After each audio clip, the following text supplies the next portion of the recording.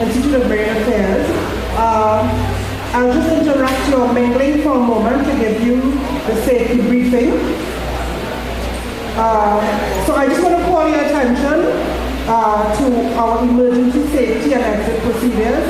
There are no planned drills for this afternoon. However, in the event of an emergency, an announcement will be made and be asked to exit using the identified doors to my left, your right. That will be exit door 1 and exit door 2. You are to proceed to the muster point, which is at the southern fence, and only re-enter the building when you are advised that it's safe to do so. For your convenience, male and female bathrooms may be accessed by exiting through one of the doors, exit door 1 or exit 2, turning northwards towards the kitchen, and then entering through the door to your left, which above the door says office. Continue north along the hallway, and the male and female bathrooms are clearly identified and located to your left. Thank you. You may continue mingling until we are ready to begin.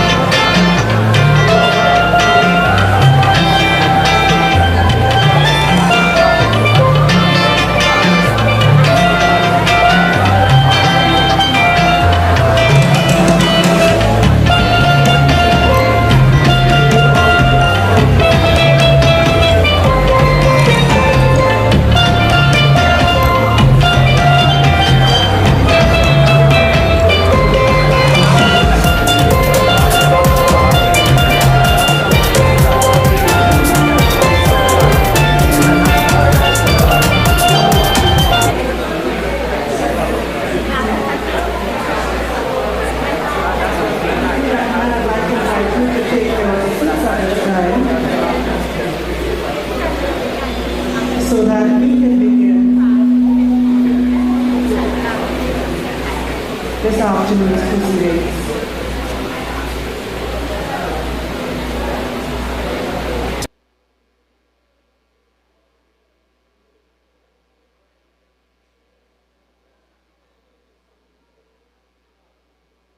It's so lovely to see so many of you here joining us today, braving the weather.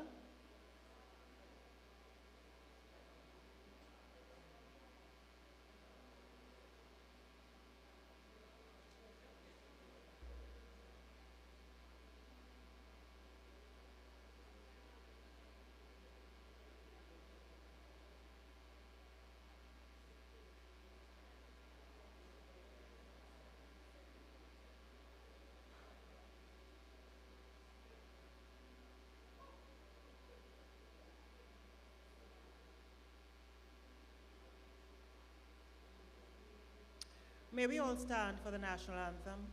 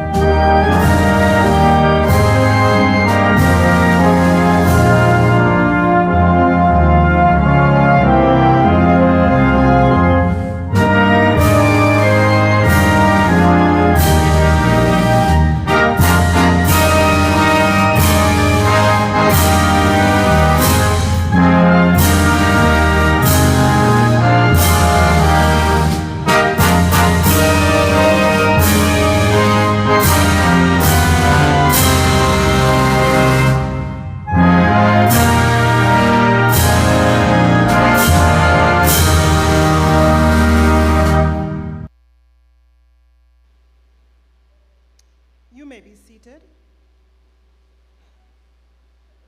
The Honorable Penelope Beckles, Minister of Planning and Development.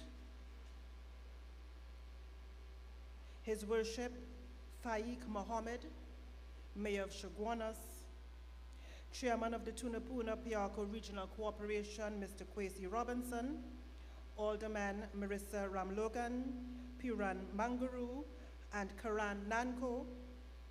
Councillors Barry Budram and Janelle Jo Ryan, Chairman of the Institute of Marine Affairs, Mr. Hayden Alexander, Director Acting of the IMA, Dr. Rahana Juman, managers and staff of the Institute, Managing Director of the EMA, Mr. Hayden Romano, ladies and gentlemen, those joining us online, via Facebook, members of the media, good afternoon.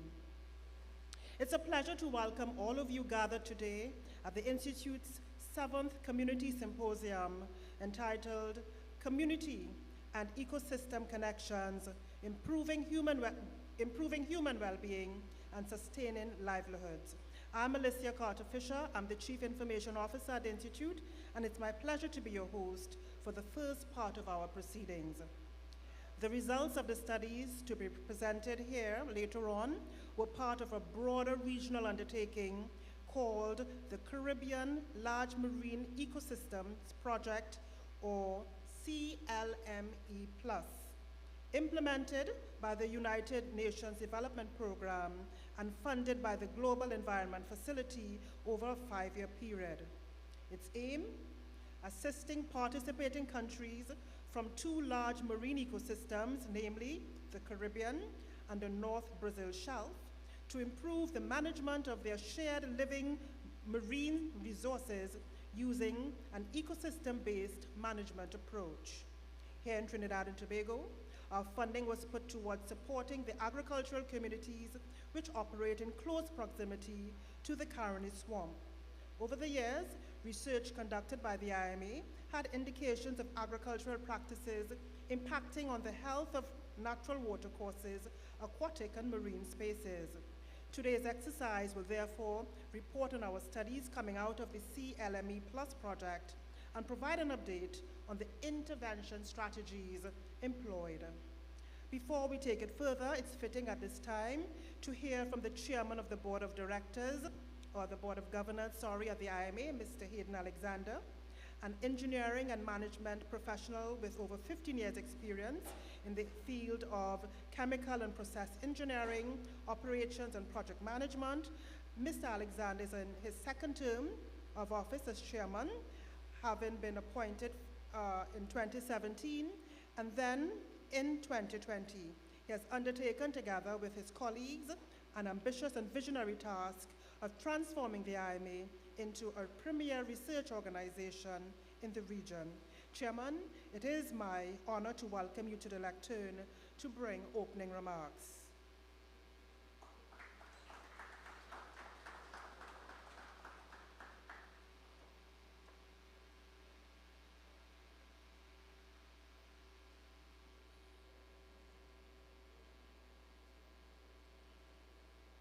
Good afternoon, everyone.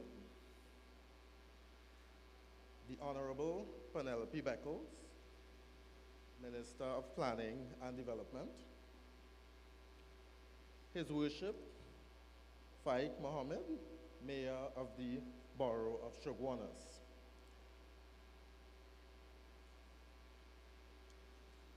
Chairman of the Tunapuna Piaku Corporation, Kwesi Robinson, aldermen and councillors, other members of the Board of Governors of the Institute of Marine Affairs,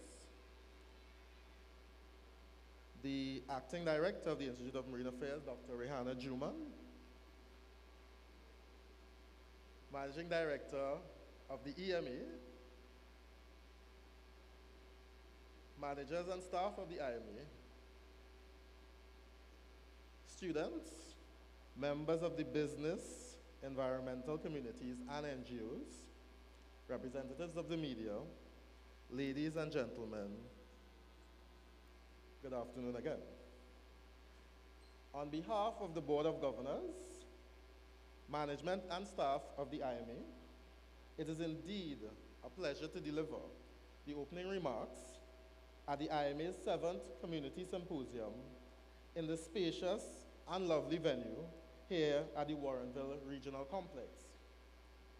Permit me to extend warm greetings from the IMA to the Mayor of Shoguanas, or the Borough of Shoguanas, His Worship Faik Mohammed, for your warm welcome and hospitality, and to the Shoguanas Borough. As we live in a digital age, allow me to also welcome those who have joined us on our live Facebook feed. The information and ensuing discussions anticipated from the delivery of presentations under the theme Community and Ecosystem Connections, Improving Human Well-Being, Sustaining Livelihood.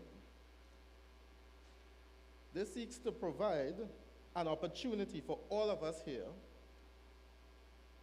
this evening to understand the significance of ecosystem-based management as an environmental approach to include natural marine resources in an interrelated system when planning for the sustainable development of communities. Conserving our natural ecosystems upon which people depend for food, clean water, and sustainable livelihoods is paramount to our development and growth as a community.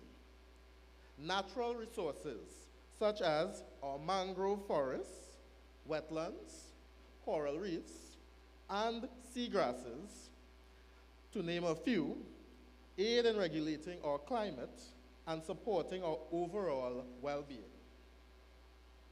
Sadly though, these natural resources are subject to deteriorating health. Nutrient pollution, habitat destruction, depleting fish stocks, mainly caused by man's indiscriminate human activities. According to recent scientific studies, the unprecedented rate at which our natural resources are declining is alarming and should serve as a clarion call to all of us to start understanding and appreciating the value and benefits offered by our natural ecosystems. These benefits, livelihood and food security, are crucial to our survival and well-being. Understanding that value is a step in the right direction that should enable a change in perception and behavior towards appreciating and conserving our environment. Ladies and gentlemen, the Board of Governors is firmly resolved to continue working with the IMA to ensure that we provide the necessary strategic guidance and direction to the IMA closer to attaining the government's national development strategy.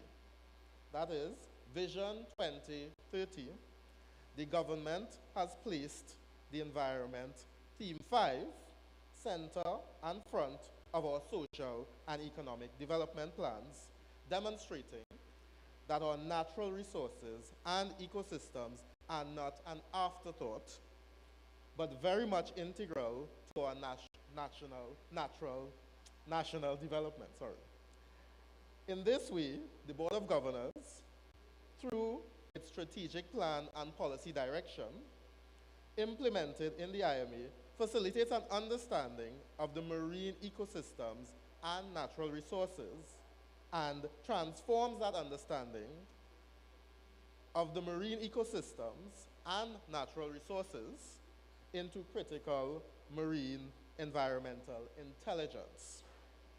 This provides us with this knowledge to inform science-based decision-making and to inform and formulate policy at the macro level. Symposia such as this, 7th Community Symposium, aim to not only raise awareness of the marine environmental issues taking place in the community at large, but also aim to create clear messages and recommendations that engage and empower the agricultural, business, and environmental communities and academia. Recognized as the Regional Activity Center for the Protocol Concerning Marine Pollution from Land-Based Sources and Activities, the IMA continues to underscore the need for action to reduce land-based sources of pollution from flowing into rivers such as the Caroni River. And see, and so the theme of this 7th symposium could not be more apt. Additionally, the United Nations General Assembly declared this year, 2022, as the International Year of Artisanal Fisheries and Aquaculture. And so it is fortuitous that a few of the presentations which will be delivered later as scheduled on the agenda coincide with the International Year of Artisanal Fisheries and Aquaculture, which recognizes the contribution of the artisanal fisherfolk, including shellfish gatherers in mangrove forests, to food security, and to zero hunger. In closing, I will like to take this opportunity to express my sincere gratitude to the acting director, the presenters, and organizers who have all been working assiduously to ensure the seamless flow of today's event. It is with pleasure that I declare open this 7th Community Symposium. It is hoped that the discussions generated this evening will encourage collaboration among all stakeholders and provide continued dialogue as we work together. I thank you for the courtesy of your attention, and again, a warm welcome to all. Thank you.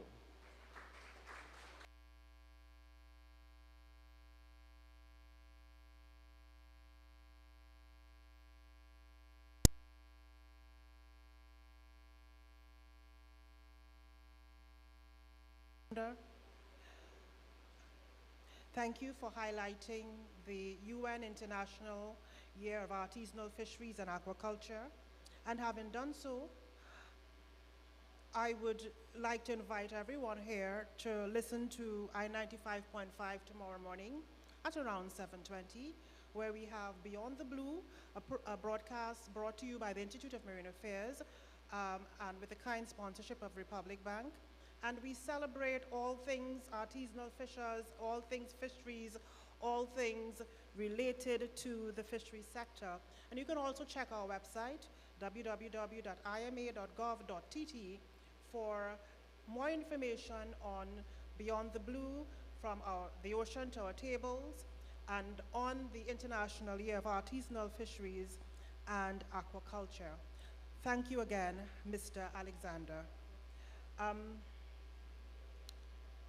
I'm not sure who's seated next to His Worship.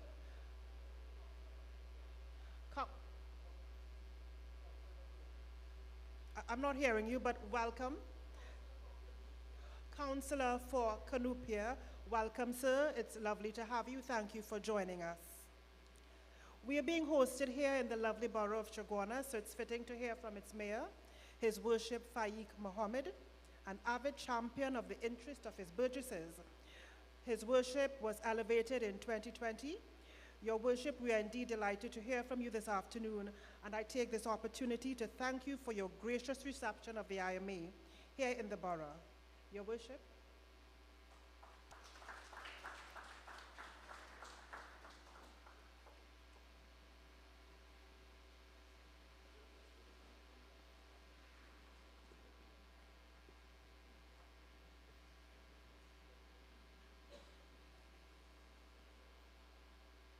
The Honorable Penelope Beckles, Minister of Planning and Development, Mr. Hayden Alexander, Chairman, IMA Board of Governors, Dr. Rahana Juman, the management and staff of the Institute of Marine Affairs, Councillor Richard Sukhdev, Councillor for the Electoral District of Canupia, and I also see Alderman Puran Mangaru present. Specially invited guests, members of the media, and those who are joining us virtually. Good afternoon. I am truly honored to attend the Institute of Marine Affairs 7th Community Symposium, where we discuss and evaluate the challenges faced on one of the largest marine resources in central Trinidad, the Caroni Swamp. We are here guided by our multifaceted goal, which is to improve human well-being and the sustaining of livelihood. This is progressively impacted by habitat degradation, unsustainable fishery, and fishery practices and pollution.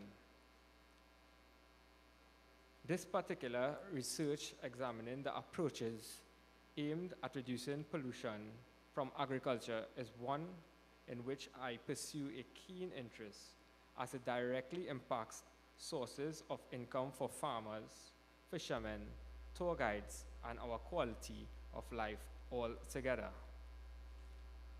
Our obligation to pursue synergy between growth and development is for the health of the natural environment, to propel food security, and to preserve the natural infrastructure of our tourism sector.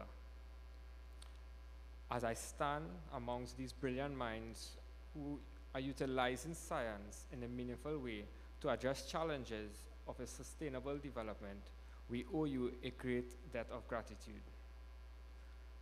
We too must do our part in being environmentally responsible, in controlling the land-based sources of pollutants, to reverse the decline of our marine and coastal ecosystem. This fosters interrelationship between land and sea. I look forward towards engaging in this evening's discussion on this critical topic on how we can continue to collaborate and charting progress. Thank you.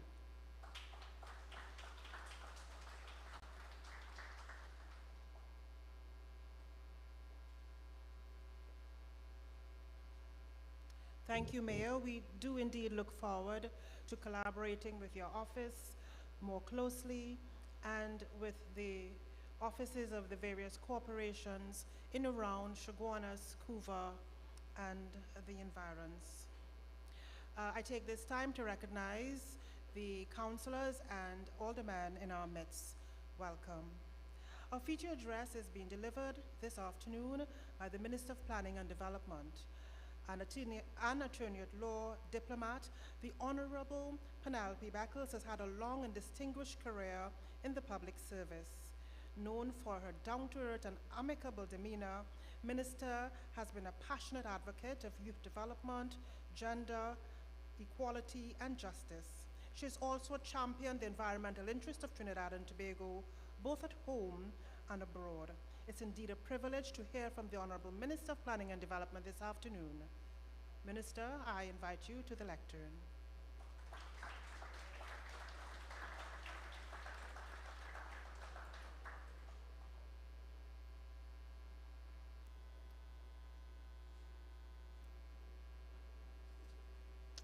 Thank you very much, Chair of today's proceedings, and let me say how pleased I am to be here in the borough of Chaguanas and to specially acknowledge His Worship the Mayor, Fayak Mohammed. Let me also acknowledge the Councillor for Canupia, Councillor Richard Sukdeo, and as well Alderman Puran Manguru. I hope I got that right, great, thank you. The Chairman of the Board of Governors of the Institute of Marine Affairs, Mr. Hayden Alexander, and all other members of the board, as well as to acknowledge Dr. Rahana Juman, Acting Director of the Institute of Marine Affairs, and all other members and staff of the Institute of Marine Affairs, as well as the Ministry of Planning and Development. Let me, of course, acknowledge stakeholders in the environmental, conservation, and civil society, NGOs, farmers of this area, as well as members of the media, and all specially invited guests. And I know that we have had some information of a bit of bad weather, so that I want to say how pleased I am that so many of you, notwithstanding that information, chose to come and spend your afternoon here in this Warrenville complex, and I'm certain that you won't be disappointed with the information that is being presented to you by the Institute of Marine Affairs. I know that Mr. Hayden Romano, as well, the CEO of the Environmental Management Authority, is here. I'd also like to acknowledge him, as well as other members of staff of the Environmental Management Authority. One of the things that I guess I'm fascinated by is that what this area is very famous for. It's very hard to pass through this area, I guess, and not participate in the oysters as well as the crab. And I remember it was maybe about 2 years ago, a farmer, I think it was Mr. Richard Singh, was asking the government to assist him in, getting rid of his produce, because he had produced so many potatoes, cassava, eddos, and it was in an unusual quantity. And I gathered from listening to him as well that the product itself was much larger than usual. So that Warrenville has established a reputation for contributing to the breadbasket of Trinidad and Tobago. And I want to use the opportunity to acknowledge the work of the many farmers who have been committed over the years to remaining in the agricultural sector, because that is so important for us, and you have done a very good job. So that when we think about what is the purpose of this exercise today, it's really about deepening the awareness, not just of the farmers, but myself, the mayor, the councillor, the politicians, the policy makers. It's about the awareness of the adverse impacts of nutrient pollution on the fisheries and the agricultural sectors, both which are deemed necessary to sustain the livelihoods and well-being of our communities. We all are aware that the significance of the fishing and agricultural sectors to the economic development of Trinidad and Tobago. And over the last 5 years, data from the CSO has shown that the agricultural sector is estimated to contribute about 3% to the national GDP, while the fisheries sector also accounts for 3% of the country's GDP. In fact, the contribution of the fisheries sector to food security and supporting livelihoods is most apt and could not have been more timely, given the fact, as the chairman of the IMA indicated, that the United Nations has declared 2022 as the International Year of Artisan Fisheries and Aquaculture. Now, according to the State of the World Fisheries and Aquaculture report that was published in 2022, the total amount of revenue owned for the human consumption of fisheries was US $151 billion, monetary values that demonstrate the importance of fisheries and aquaculture to sustaining livelihoods and fighting hunger. A little while ago, I had the good fortune of having a conversation with His Worship the Mayor as well as Dr. Juman, and of course what we were talking about is the whole issue of sustainability of the fishing and the agricultural sector. And you know, when you look at the results that you're going to have today, it is all about the importance of sustainability, but it's about food security, and it's also about ensuring that we eat healthy food. One of the important things about today as well, and I also had an opportunity to chat with a couple of people here, one of the farmers indicating that he's now going to pass on his skills and his farming to his children, and also recognizing that there are some young farmers as well in the audience.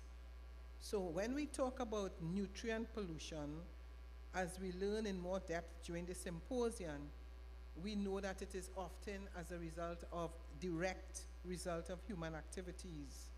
So if we are not concerned about our habits and our behavior, we will understand that contamination and pollution of our land and our marine resources will be something that will have severe impact on us.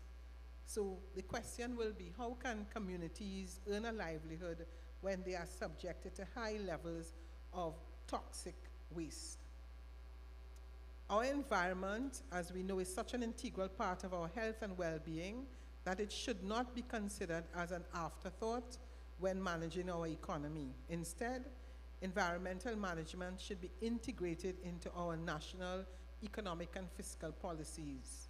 The government regards our marine environment as paramount to our national development, so much so that Theme 5 of the National Development Strategy, Vision 2030, places the environment front and center of our economic development, with the understanding that environmental conservation is critical to our sustainable development.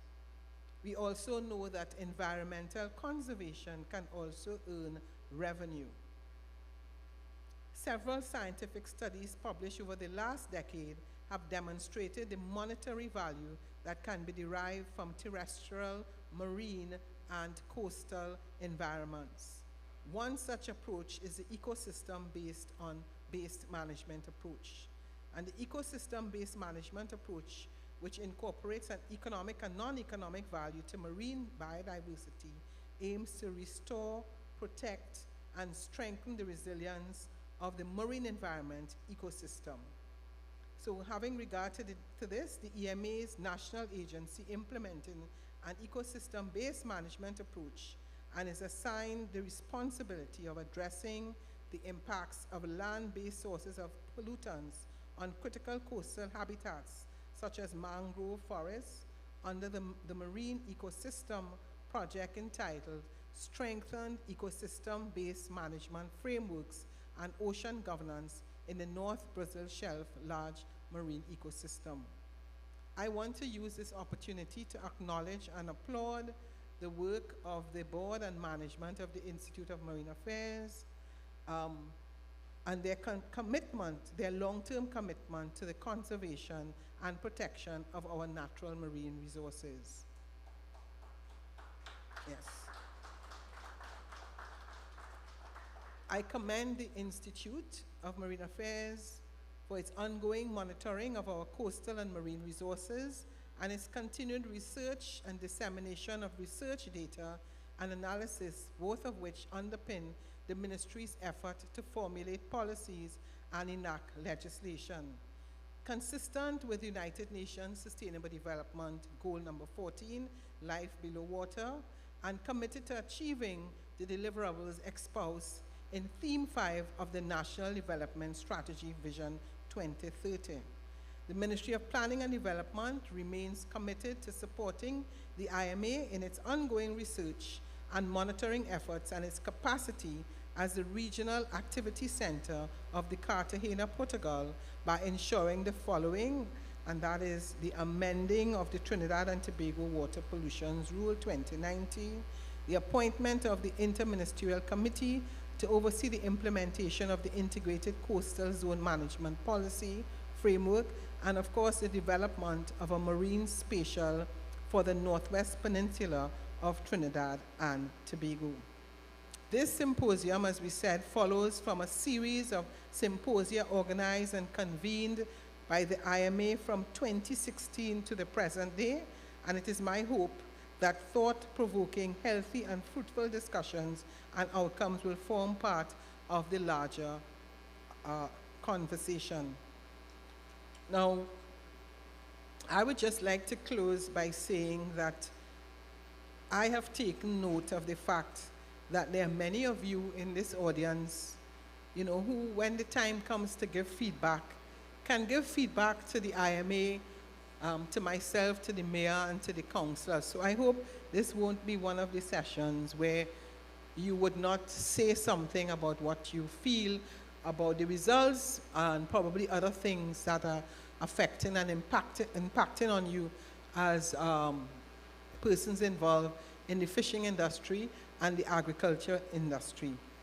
I want to really say thanks to the IMA for coming to Warrenville.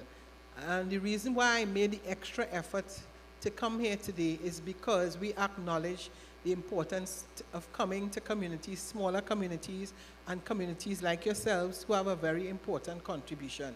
You are part of a sector, of the fisheries sector and of the agricultural sector, that can give us good feedback and good information. We also want to know that as you practice in the fisheries sector and in the agriculture sector, that you also do what is right, not just because it's the issue of the food security, but of the importance of health, not just to yourself, but to the people who are using the product which you are developing. So it's about health, it's about food security, it's about recognizing that everything that you do impacts on those who purchase your product.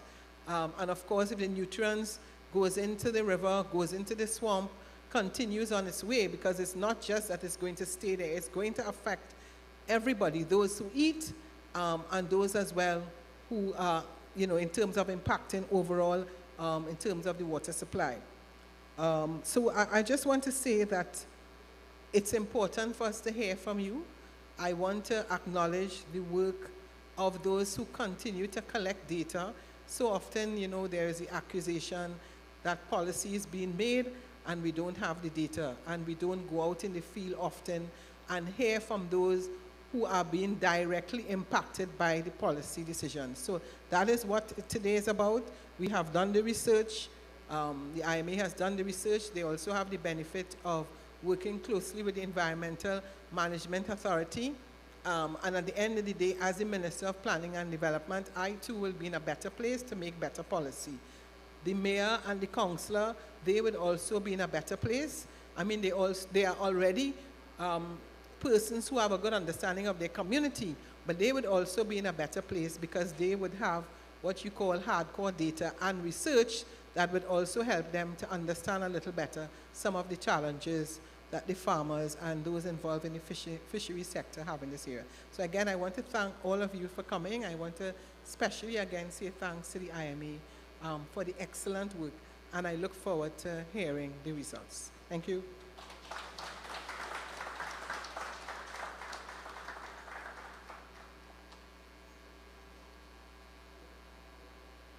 Thank you, Madam Minister. Thank you for your commendation and your support. With the formalities behind us, we now get to the meat of the matter, and that is the various technical presentations. I would want to give you an opportunity, maybe 5 minutes or less, to get a cup of tea, a cup of coffee, make yourself a little comfortable. As we invite the IMA's acting director, Dr. Rahana Juman, who will moderate and lead you through the next session, and there will be a question and answer period to follow. Ladies and gentlemen, it's truly been a pleasure to have been with you this afternoon. Good afternoon. So 5 minutes or so, and Dr. Juman will take over.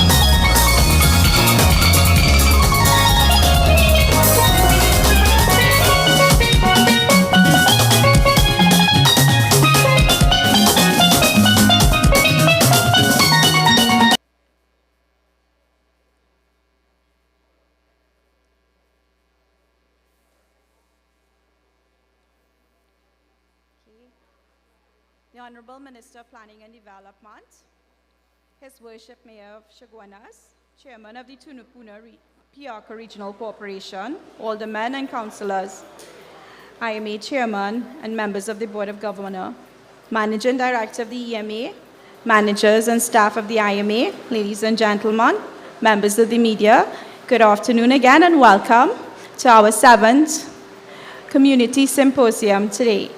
I am Rahana Juman and I'm currently the acting director, but I'm also a scientist. So just to let you know that all scientists look weird, right? We're normal people, because that's the first perception we have to change. Scientists are weird-looking people. We're not. We're normal. And you'll see that today with my young scientists at the Institute of Marine Affairs. We are very excited to present to you the results of studies that we have been conducting here, conducting at the Institute. So IMA, as you would have heard, is a government-funded research institution. And we've been around for some time. And actually next year, we will be actually celebrating our 45th anniversary. Now, IMA, we have been conducting research in this area, and particularly on the coastal and marine environment, specifically the Caroni Swamp, for many years. And a few years ago, we were doing some research looking at how can we restore the Caroni Swamp, which have been impacted. And from work that we did back then, and we did some what we call isotopic analysis, basically trying to fingerprint the source of the pollutants that's coming into the Caroni Swamp. And in doing that, we realized that a lot of the pollutants that were coming from the New Guama and the Cunupia catchments were from agriculture. So the purpose of this project now is to work with the stakeholders, all the stakeholders within the area, to see how we can work together to reduce that pollution so that we could sustainably manage the Caroni Swamp and conserve some of the services that it provides to us, and particularly livelihoods, such as for the crab catchers, the oyster vendors, and so forth. So today we will present our results to you, but what's most important, and is what was said by Minister, is to get your feedback, to get your understanding, and to really, I would say, start a conversation in terms of how we can work together at all levels to manage our resources, particularly our coastal and marine resources. So with that said, I would ask folks who would like to make comments and so forth to, if you could take the mic, go at the center, there's a mic. If you could state your name and your interest, whether you're a farmer, community member, NGO, indicate, and then ask your questions. And I just wanted to remind you that we're recording this, as well as streaming live on Facebook. So, you know, we would want other people to hear what you have to say as well. So, with that said, we would start with the presentations. And the first presentation is by Ms.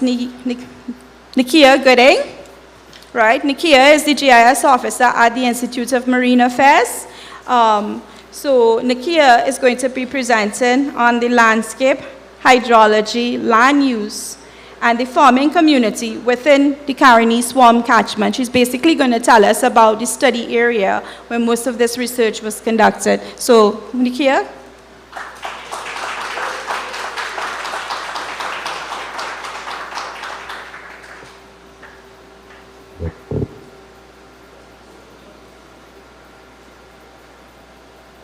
Okay. Good afternoon, everyone. So I'm going to give you an idea of the context of the area. We're going to look at how the land use changed, the watersheds, how the drainage changed over time. I'm going to give you a little insight into how we interacted with the farmers and what we've learned from speaking with them.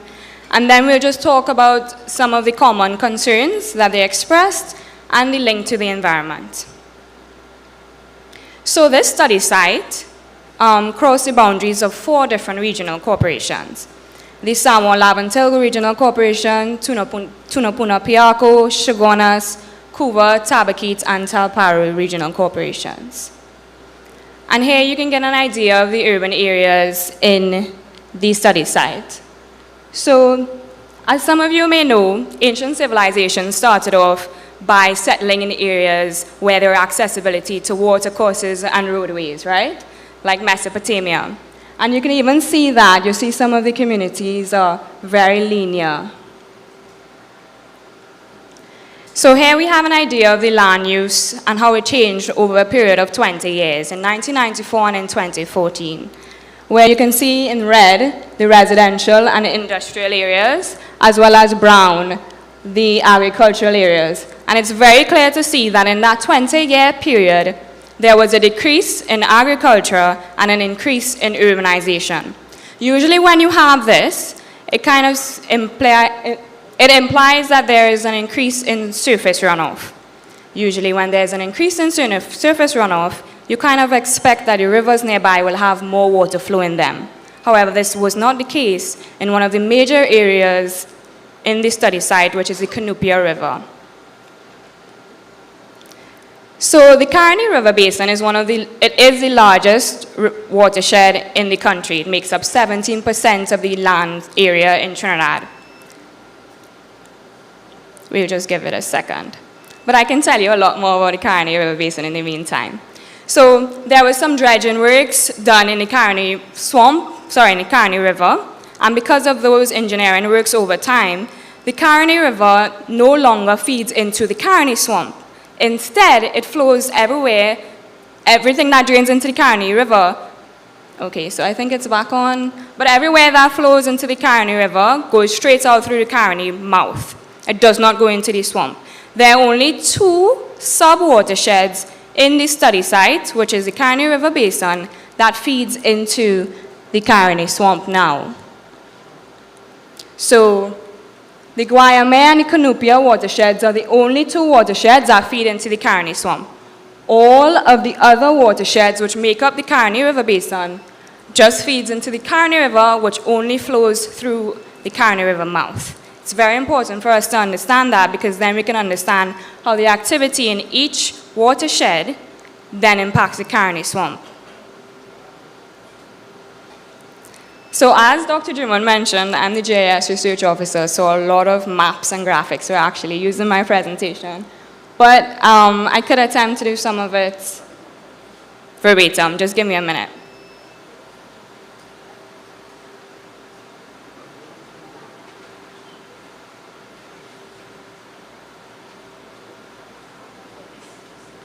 We're going to give them a minute just to see how they can troubleshoot.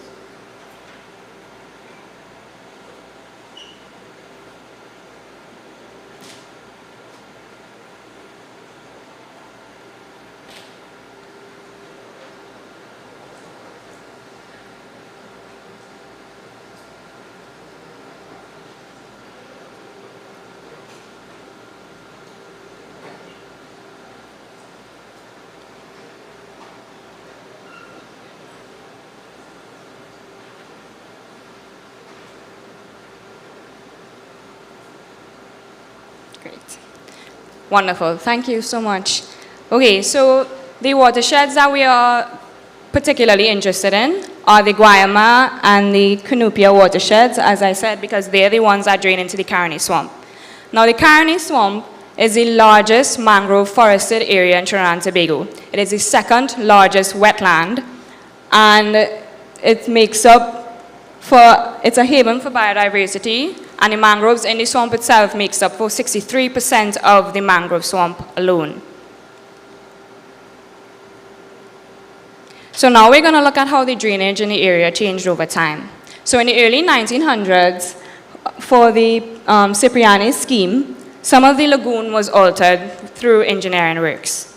A north-south drain was established, and some area was reclaimed in the east of the swamp.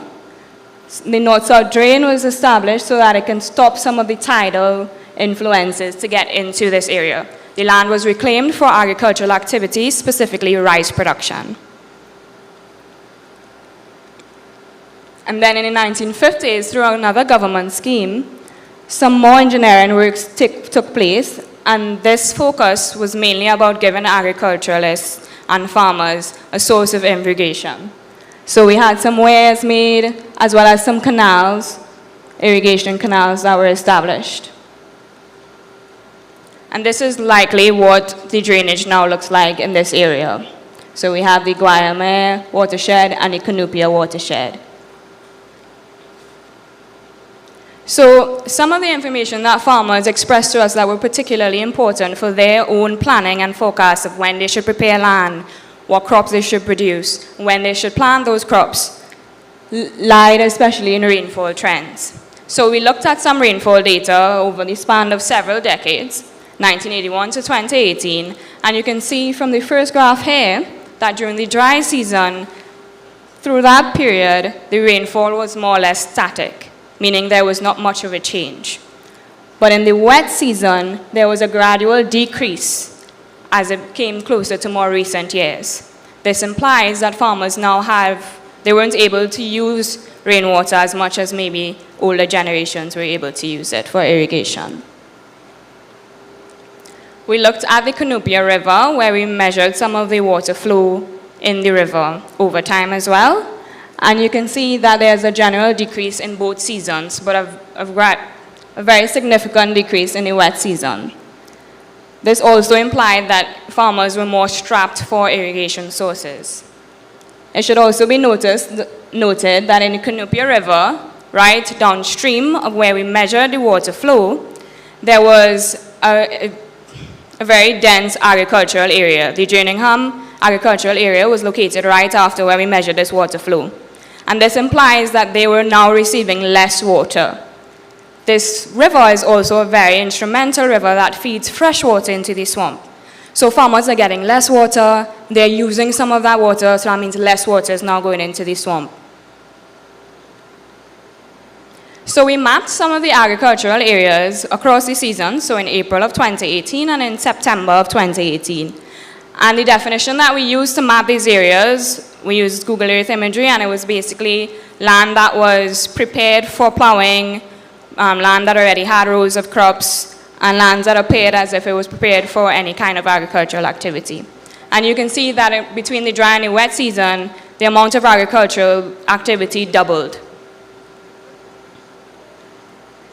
So this is an idea of how the farms were distributed across the watersheds.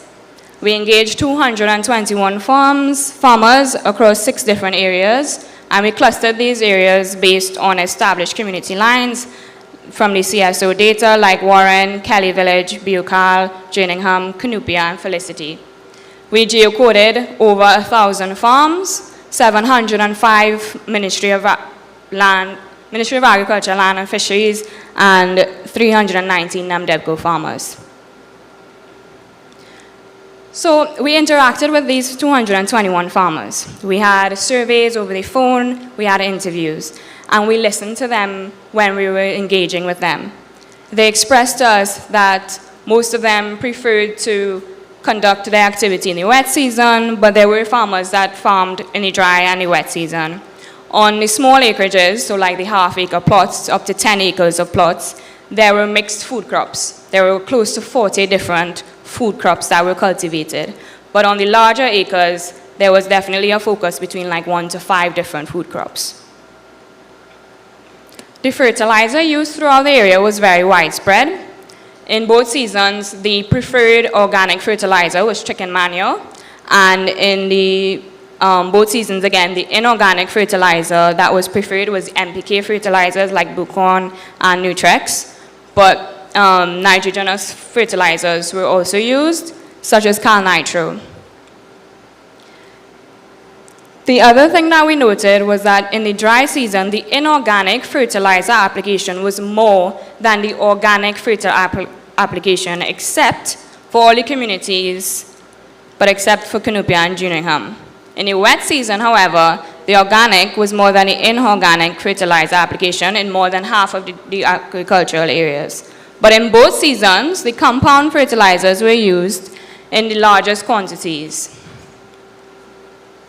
The farmers identified several pests that were plaguing their activities, such as fungus, the giant African snail, worms, mites, whiteflies, and a variety of chemicals were used to combat these, such as insecticides, herbicides, and fungicides. They expressed that soil health was probably the most important factor to them, and they engaged in several different practices in order to improve their own soil health, such as crop rotation, leaving plots to fallow, and the application of lime. The farmers said that they got a lot of their information about how to use some of the fertilizers and pesticides, either from older generations or from the person in the agro shop. So they identified, there was a current theme that we found with the things that farmers expressed in terms of what was challenging them, what was affecting their yields, how were they able to be the best that they could be. In the dry season, there was a notable struggle for irrigation sources. There was also the expression that some of these irrigation sources are polluted. So it's reaching the farmers and it's already polluted. They wanted to know, who do they reach out to? Who do they get support from? As well as where could they get their hands on some planning resources to enable them to optimize some of their activities. Farmers also expressed an interest in how is climate change going to affect them, the single farmer.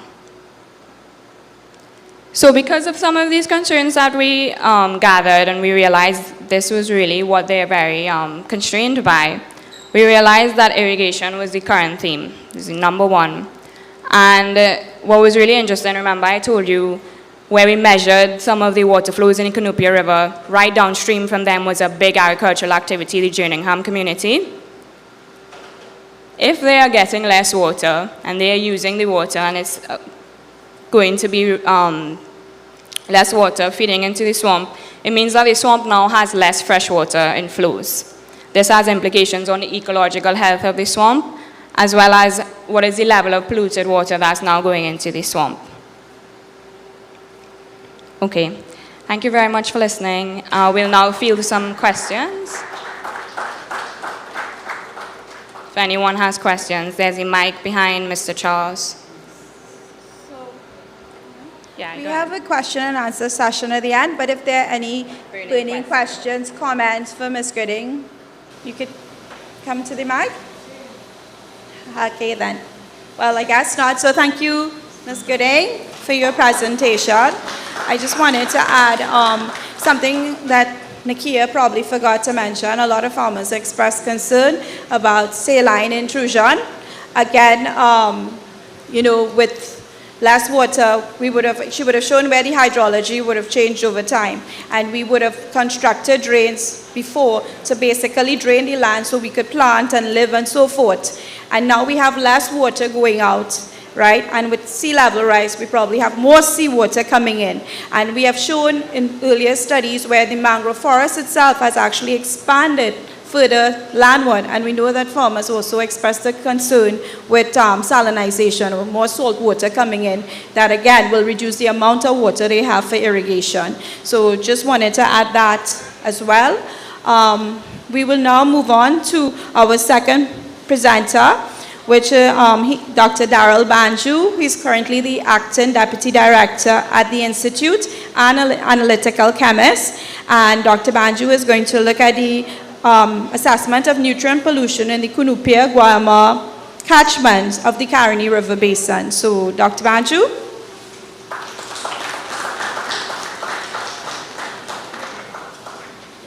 Yes. Thank you very much, Madam Chair, for that warm introduction. And good afternoon, distinguished ladies and gentlemen. It's such a pleasure to be here to present results of the Institute of Marine Affairs. So let's see how this works. Okay, so I'm going to present based on the water quality aspects of this study. My colleague has laid the foundation in terms of the hydrology, in terms of the land use, and the catchment areas of Cunupia, Guayama.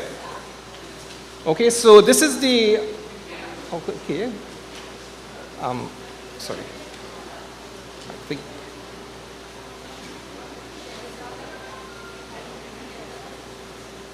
Right. Okay, so the goals and objectives of this study is that to assess the levels of nutrient pollution in the Guayama catchment area. The objectives were to sample like water samples in terms of physiochemical parameters and nutrient parameters, and secondly, to analyze these data sets and link to sources of nutrient pollution. Okay, you know, we are speaking about nutrients. In this case, nutrient pollution is referring to the excess levels of nitrogen and phosphorus compounds. I think it's, Sorry, I think it's moving for itself. Yes. Oh, my apologies. And as you know, the term that we use in nutrients, like for example, we have essential nutrients, like for example, carbohydrates, fats, and proteins. But nutrient pollution refers to that excess nitrogen and phosphorus compounds. And the issue with that, it leads to something called eutrophication, which is the rapid growth of algal material that depletes the oxygen from the system, that creates a harsh environment. So it's important to note that there are different sources of nutrient pollution. Like for example, the farming community is one example of which you can have inputs of nutrients. We can also have nutrients from industrial sources. Like for example, we have food and beverage industry. And the decomposition of organic matter naturally releases nutrients, which has nitrogen and phosphorus. We can also have nutrients from domestic sources. And domestic sources, we are basically talking about sewage. We are talking about, like for example, what comes out from our kitchen sinks. In terms of phosphates, detergent, that's another form of nutrients. Also what comes out from our septic tanks. So in this study, the idea was to assess the area and to link it with the various forms of pollution. Okay, so this is the study area. We sampled a total of 17 stations, and our station is the actual, I think something is happening, it is moving for itself. Yes. In this study, we sampled a total of 17 stations throughout the Guayame-Cunupia area. And okay, I'll just show you thing. Okay. No idea. I'll just show you some of the areas. Now, it's important to note that the red areas are representative of sampling stations, right? The orange areas are representative of sewage treatment plants, right? So, for example, over here we have Jerningham Junction, Sugrim Trace, Asaraf Road. Over here we have Felicity. We have Cunupia River in the Solomon Hucho Highway. Over here we have Guayame. This is Lower Caroni River. This is Warren. We are over here. This is the Southern Main Road. We have some sampling stations there. This is Kelly Village. This is in the area of Constantine Road and Madras Road, also Mon Plaisir. And up here is Esmeralda Road. It's important to note that the high population density in this area over here, and in the upper reaches, what you find is mostly farming activity and also forested areas and low population density. And this is important to understand when we are linking the results of the water quality study in terms of the land use and populated areas. So what were the water quality parameters that we sampled? These are basic parameters that we normally sample. Physiochemical parameters. Dissolved oxygen is one of the best indicators of water quality, and generally the more pollution that you have is the less the value of dissolved oxygen, which means poor water quality. Temperature affects the growth of organisms. High temperature exceeding like 32 degrees is considered bad. A measure of salinity in terms of tidal influx. And pH, a measure of acidity and alkalinity. Too much is bad, too little is also bad. And in terms of nutrients, various parameters, ammonia. Now this is ammonia in the dissolved form. Ammonia is naturally produced in the decomposition of organic matter, and it is produced also from the various sources I indicated before. Ammonia in the presence of oxygen and bacteria is converted to nitrites, which is an intermediate state, and then to nitrates, which is the soluble form taken up by plants. And as farmers, we are familiar with NPK, which is nitrogen, phosphorus, and potassium. Okay? And we have also something called phosphates. Phosphates is naturally found in soil, but excessive levels are also found in sewage contaminated material and also in phosphate-based detergents. Okay, so we now move on to some of the major findings in our study area. And this slide shows the difference between a dry season and wet season in terms of the sampling stations of Cunupia Guayame. And basically what we are seeing in terms of the pattern is that the overall finding is that we basically have poor water quality, low dissolved oxygen, below the Trinidad and Tobago water pollution rules, as well as the United States Environmental Protection Agency.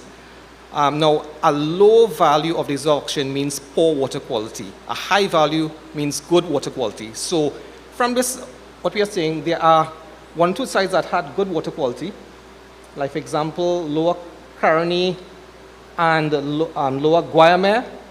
There are other factors that also results in high oxygen levels, which is natural aeration. And it's important that you interpret appropriately. But the main take-home message here is that we basically do have a problem in our catchment areas in terms of poor water quality to sustain aquatic life. In terms of salinity, as Dr. Juman mentioned already, based on the findings, what we are seeing is that at the Lower Caroni, Guayame area and Kunupi area, we have, now this is a natural issue of saltwater tidal movement. However, it becomes a problem for agriculture if the water is salty. It will not allow crops to grow properly. And when we were sampling, farmers actually in the field survey did indicate this to us, right? And basically, fresh water is in the upper reaches, which is normal. Now, this is just a slide to show that once when there was active rice cultivation, it had an active sluice gate operating, right? So this is the relics of it. And this is to prevent, like, for example, saltwater intrusion. Okay, what we are seeing in terms of ammonia. Now, what this slide is basically showing, if you look carefully at the areas, now take note that the larger the circle means the higher the value, the smaller the circle is the lower the value. And what we can see is a basic trend. The high value of ammonia is really associated with built-up areas or highly populated areas or urbanized areas. It is also associated with agriculture, right? But it does shows a picture that high ammonia levels, the reasons for this, one is due to sewage fertilizer use. But it does show it has some link with urbanization as well as farming. And based on the Trinidad and Tobago water pollution rules standard of 0.32 milligrams per liter, they were exceeded, meaning poor water quality in the majority of sites.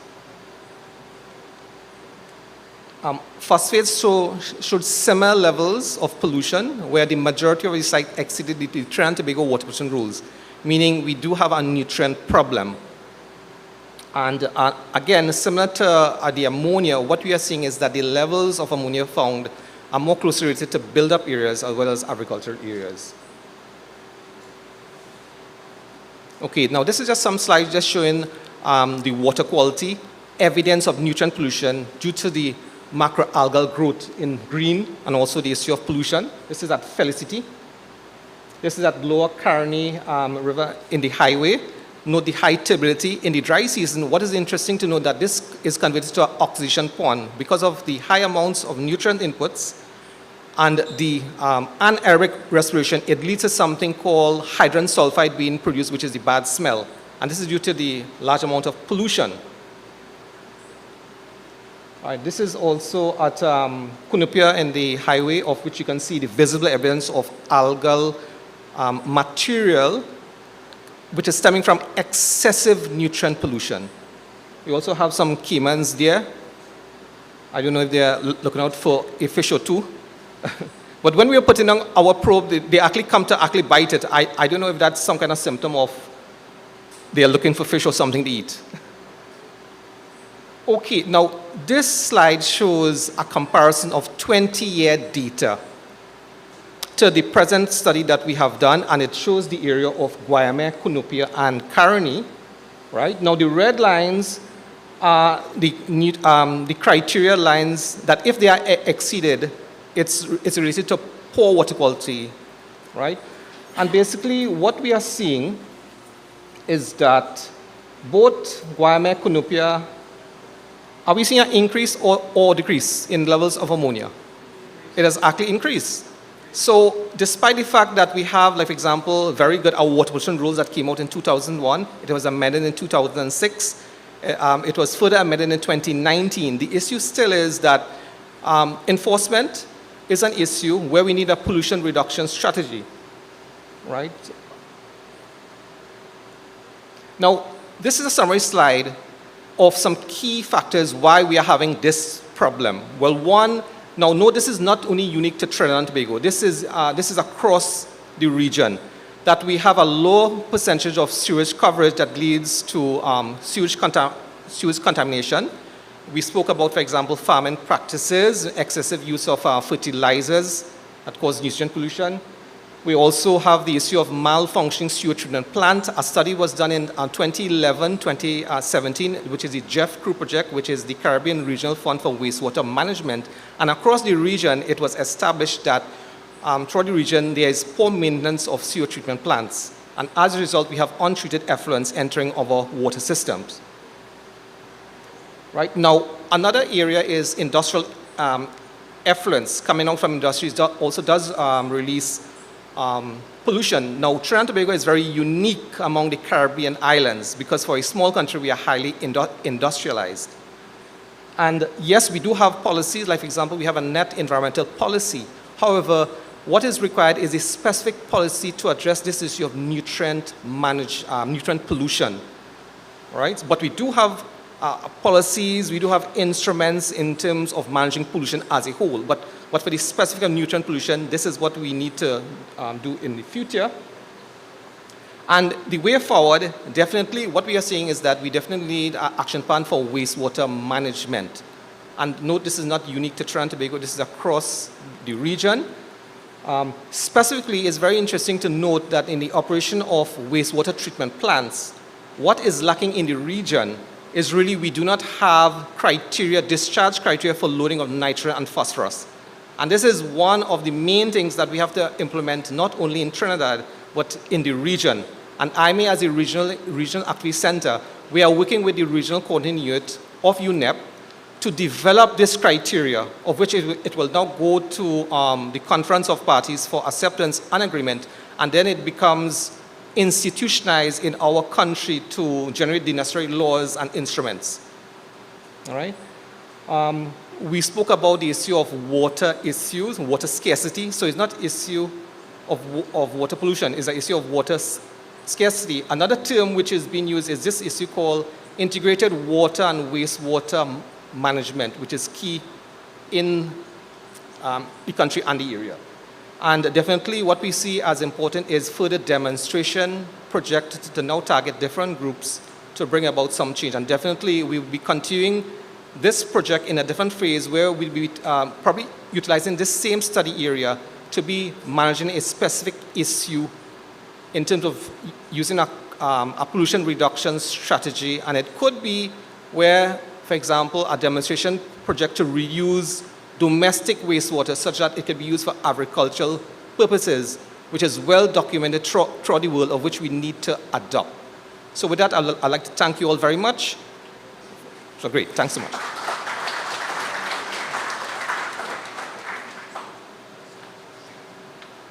Thank you, Dr. Banju.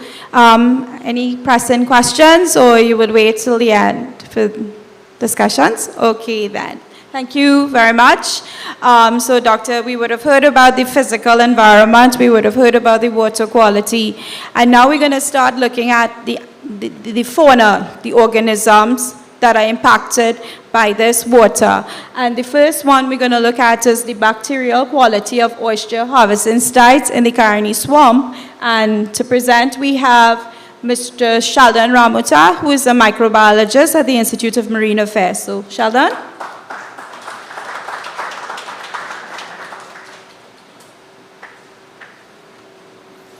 Hi, good evening, everyone in attendance.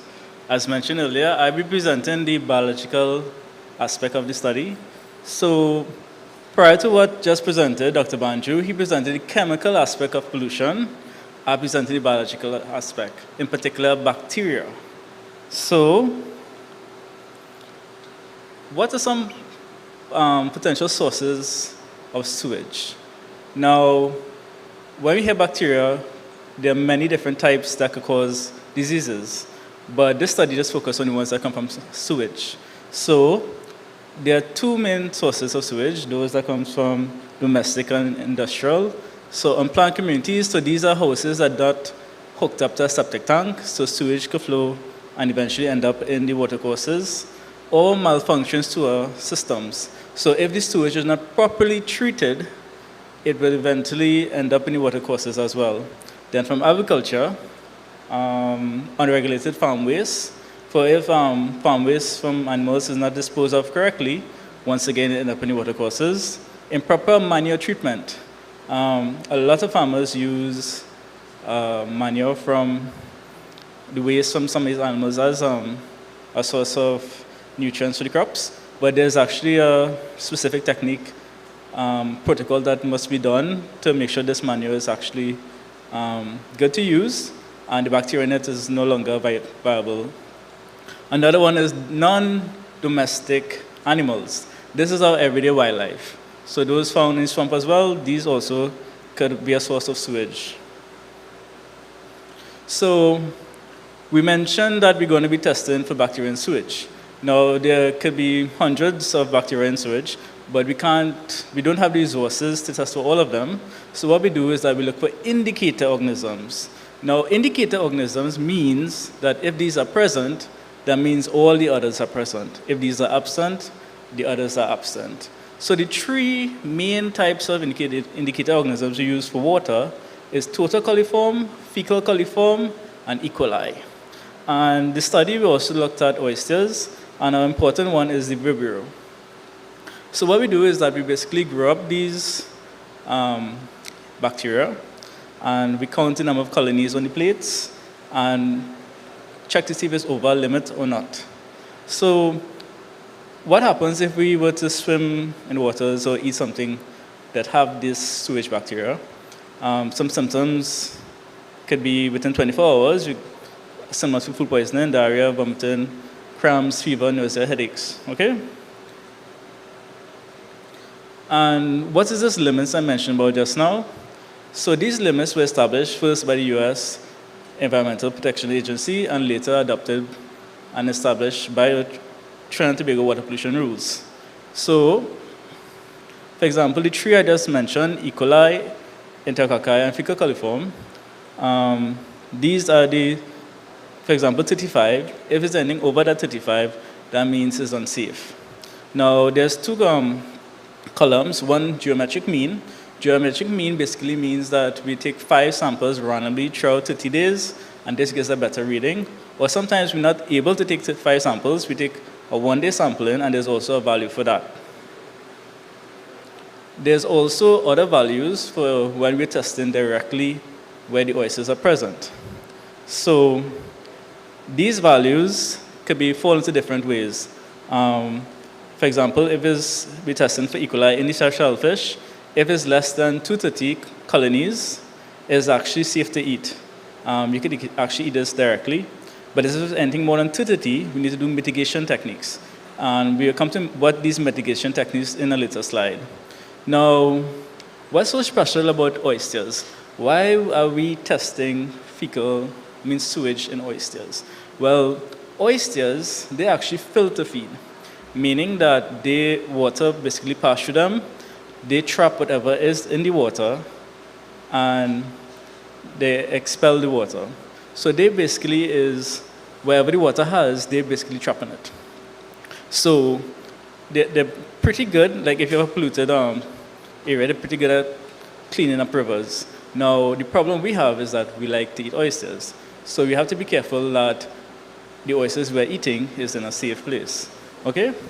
So the mitigation technique is what I come to the end. And if it's like pretty high, like more than 460,000, is unsafe to eat. So what we did in this study is that we tested the 3 main watercourses, the Blue River, Madame Espanol, and Catfish River.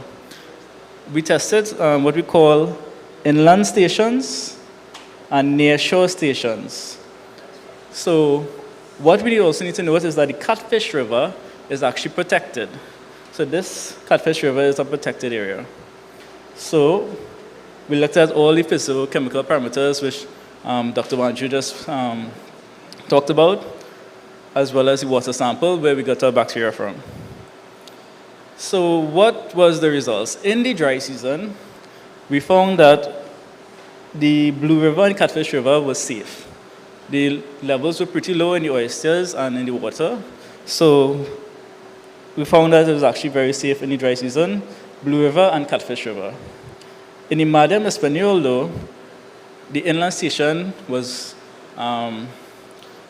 very polluted, and near shore, it was borderline. It was high, but just not high enough. The reason for this could have been dilution factor from the sea, but in the dry season, the Blue River and the Catfish River was safe. In the wet season, however, we found that all the inland stations were polluted. This is usually because of when rain falls, all of pollutants are basically brought down. So there's runoffs, and it is these runoffs are very concentrated inland and more likely gets diluted near shore. So the near shore for Blue River and Mar de Español was also kind of high, but just borderline, meaning that if it was lots of rain, lots of runoff, it would have been high, and days that it didn't have, it was low. Okay, so it all depended on outflow. The Catfish River was the only one that was safe in the wet season because this doesn't have a direct route to inland. It actually is a cut channel. Right? So when we grow these bacterium plates, we are not able to identify where these sewage come from. We just know it to be, okay, there's sewage present or not. But some researchers from the university, they were able to look at, a couple of years ago, using DNA technology to find out where these sewage come from, and they were able to identify the main sources being humans, birds, chicken, and cattle. So the fact that this human is there, meaning that there have to be sewage coming from inland, okay? Unless there are people living in Carrington. But birds, that could be from wildlife, but chicken and cattle, that was a little, meaning that is also coming from agricultural sources, okay? So, way forward. Basically, we need to find ways to limit the sewage in our watercourses. And the first thing we could do is restrict to agriculture, proper disposal of farm waste, and proper manure treatment. Respect to domestic waste, ensure your household is connected to a septic tank. And the last part is the most important. Respect to harvesters, avoid harvesting near shore. Now, more than likely, this actually wouldn't be possible as well, because what we found is that in near shore stations, the oysters were pretty small. So, so more than likely, it will be oyster vendors would take from not inland, but near shore. Avoid harvesting after heavy rainfalls, because what we've shown from the data is that after rainfalls, that is when the highest levels were present, and mitigation techniques. The mitigation techniques is using ice, boiling, and evaporation. So when you buy oysters, actually the safest thing to do is just to boil it. If you boil it, you kill all the bacteria present. Yes, it will change the taste of it, but that is the safest way. Depuration. Because I mentioned oysters basically filter feed, and the water passes through them, what depuration is basically running water over the oysters, and what happens is that the water flushes out the oysters, so it gets rid of everything that's in it. We hoped in the future to do studies on depuration at the IMA, where we could establish how long it takes to get all of these pollutants out. But just from prior literature, it could take anything between 4 to 8 hours, even longer, according to how polluted the river could be. Keep on ice. This is very important because studies have shown once you have an oyster and whatever bacteria is in it could be low, we find that the bacteria actually multiply a lot from when you harvest it. So what the ice does, it actually hinders or stops or slows down the bacterial growth. So always keep your oysters on ice if you're going to eat it after harvesting. Another couple of researchers from Mount Hope did a study a couple years ago as well, and they looked at the effect of condiments. They had condiments in their research, and even though they didn't go too much into it, they did find that condiments did have a slight effect on the bacterial load. It could be possibly due to maybe the salt or the vinegar, something that's lowering the pH and hindering the growth of the bacteria as well. But not much information came out of that study, except that they know something was happening with the condiments. Okay? Now, I just want to end by stating 2 myths and facts. An experienced oyster lover can tell if a good oyster from a bad oyster. Unless it's completely spoiled, you're not going to smell or taste it. A healthy oyster that basically was from a polluted area, you don't know what's in it, okay? So you can't smell or taste bacteria, basically. And alcohol kills harmful bacteria in oyster.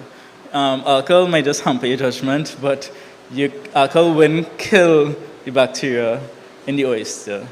Because what we use in the lab is actually 70% and 95%, and I don't think you're going to be drinking something that's strong, right?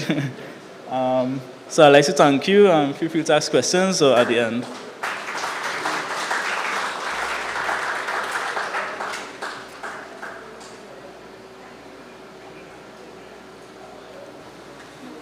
Hi.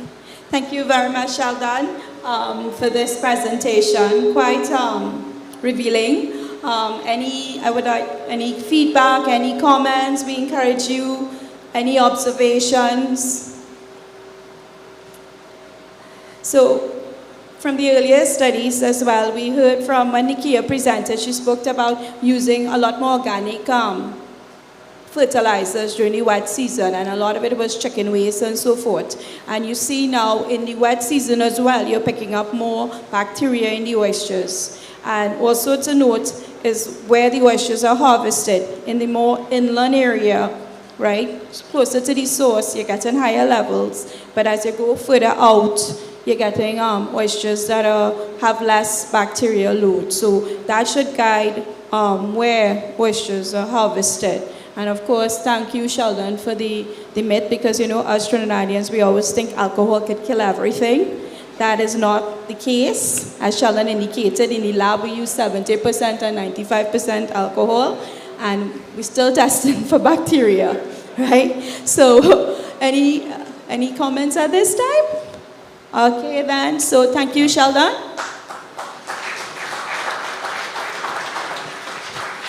So something else we take and we love in the Caroni Swamp is the crab and the fish. And now we have my colleagues, Ms. Wendy Nelson and Dr. Farina Solomon, to present on the assessment of the fisheries resources in the Caroni Swamp.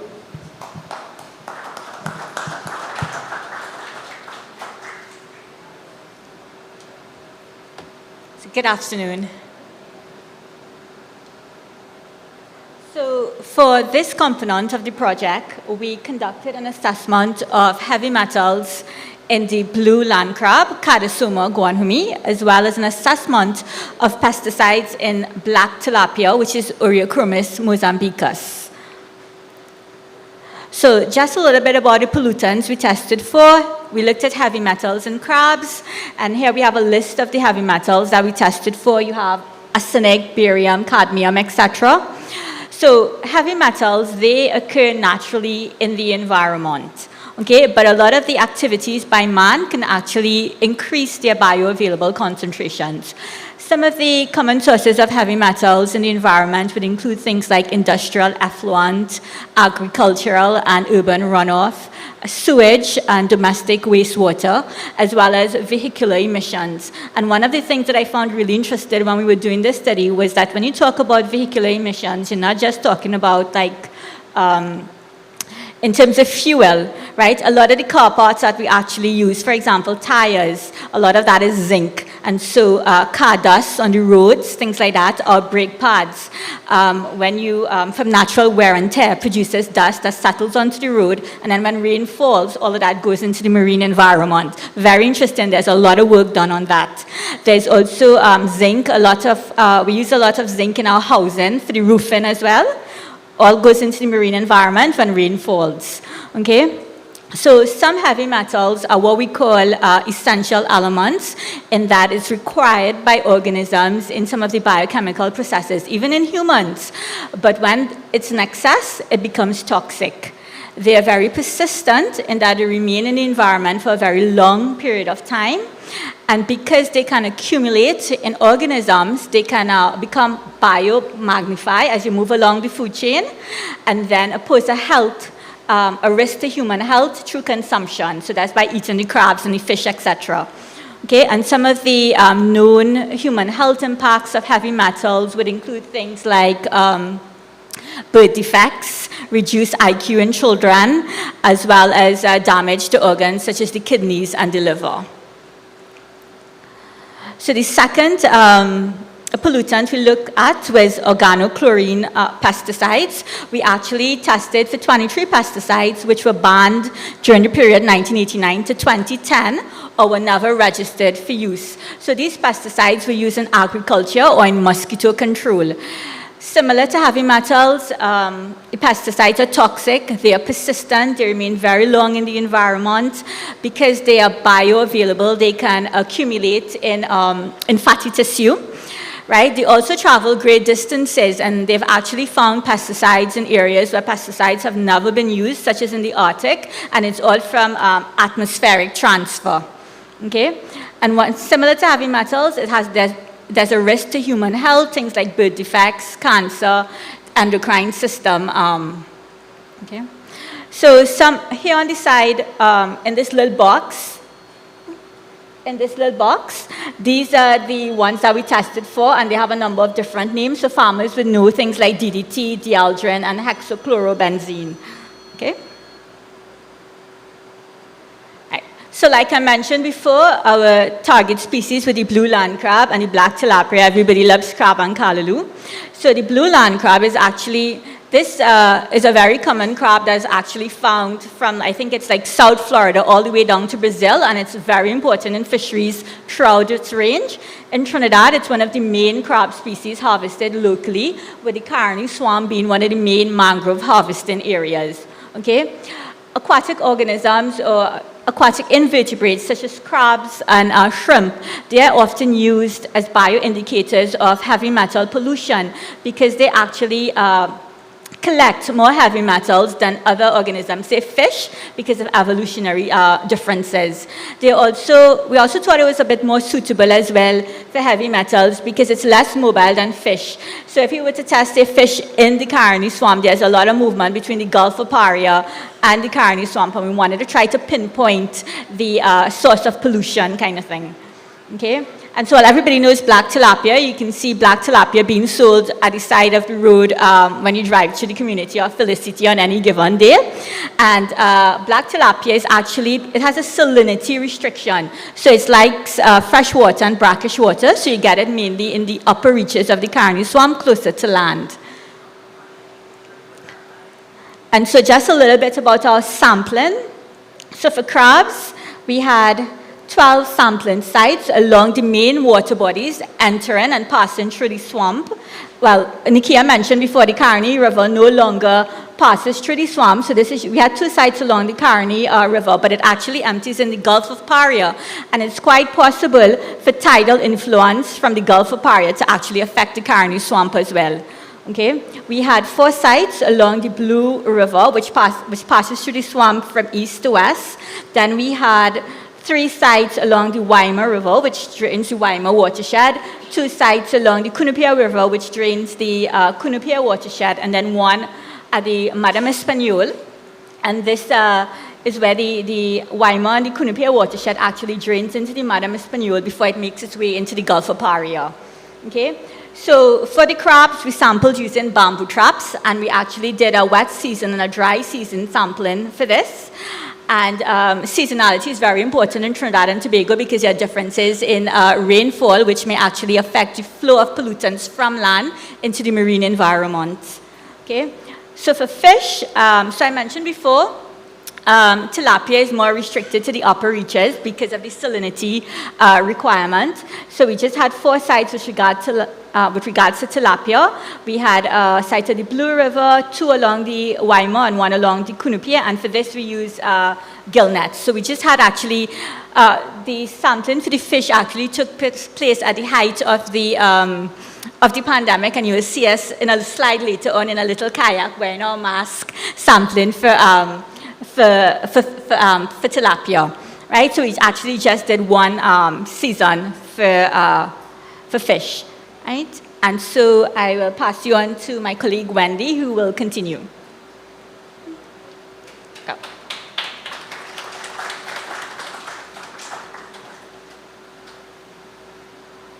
Hi, good afternoon, everyone. So I will start with some results for heavy metals in crab from the Caroni Swamp. And table might look a little daunting, but don't worry. The main thing to notice are the blocks in red. So these blocks that you're seeing in red are the ones that exceeded local or international limits for human consumption. So we can see that at one station along Waima River, the cadmium levels exceeded the limit. This limit was actually a European community limit. In the wet season, copper exceeded our local limits at several of the stations, and zinc exceeded our local limit at every station in the wet season and at several stations in the dry season. Another thing to note was that, well, some of the sources of zinc, as my colleague mentioned, would be things like your runoff from roadways, from roofing, sewage and domestic waste, things like that. Some of the sources of copper is used as a fungicide in some industries as well, where you paint ceramics as a pigment. And cadmium is also used in fertilizers. It's present in nickel-cadmium batteries and stuff like that. In the wet season, copper and zinc tended to be a little higher in the wet season, and this, as was mentioned sort of before, could be attributed to some of the land-based runoff, increased pollutants coming down in the wet season, and arsenic and mercury were actually a little bit higher in the dry season. There's less dilution of the pollutants, less flushing, so more indicative of point sources of pollution.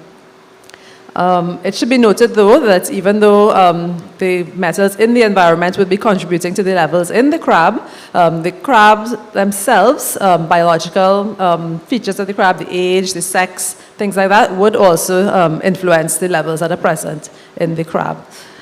So apart from these 5 metals, the other metals that we analyzed were generally within, no limits exist for those metals, but they were generally within ranges reported in other studies worldwide. So because some of the levels exceeded the limits for consumption, we went on to perform a risk assessment, and this essentially gives an idea of the risk to human health from exposure to these heavy metals from consumption of the crabs. So in order to perform your risk assessment, in order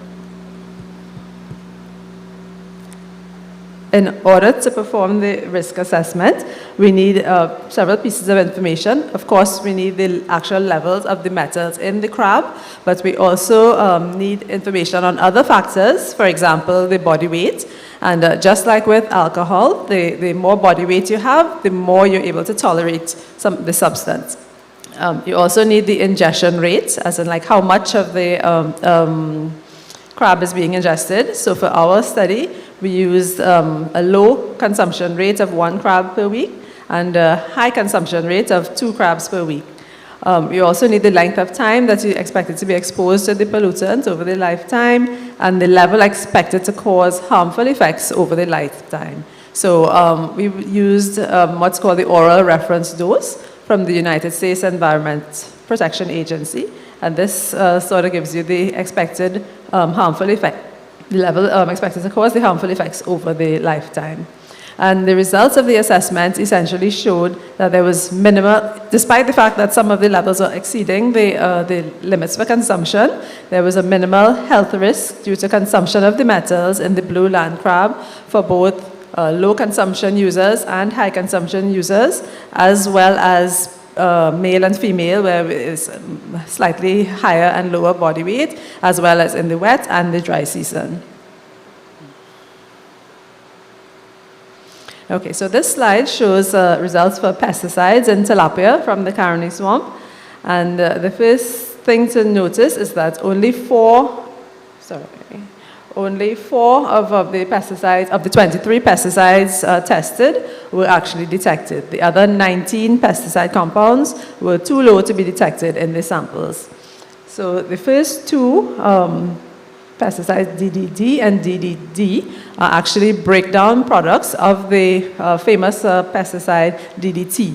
And DDT was featured in a book, famous book many years ago called Silent Spring by Rachel Carson, which talks about harmful effects of the pesticide DDT in humans and wildlife. And DDT was actually used in World War II to control malaria and other diseases. It was also used locally in agriculture and whatnot.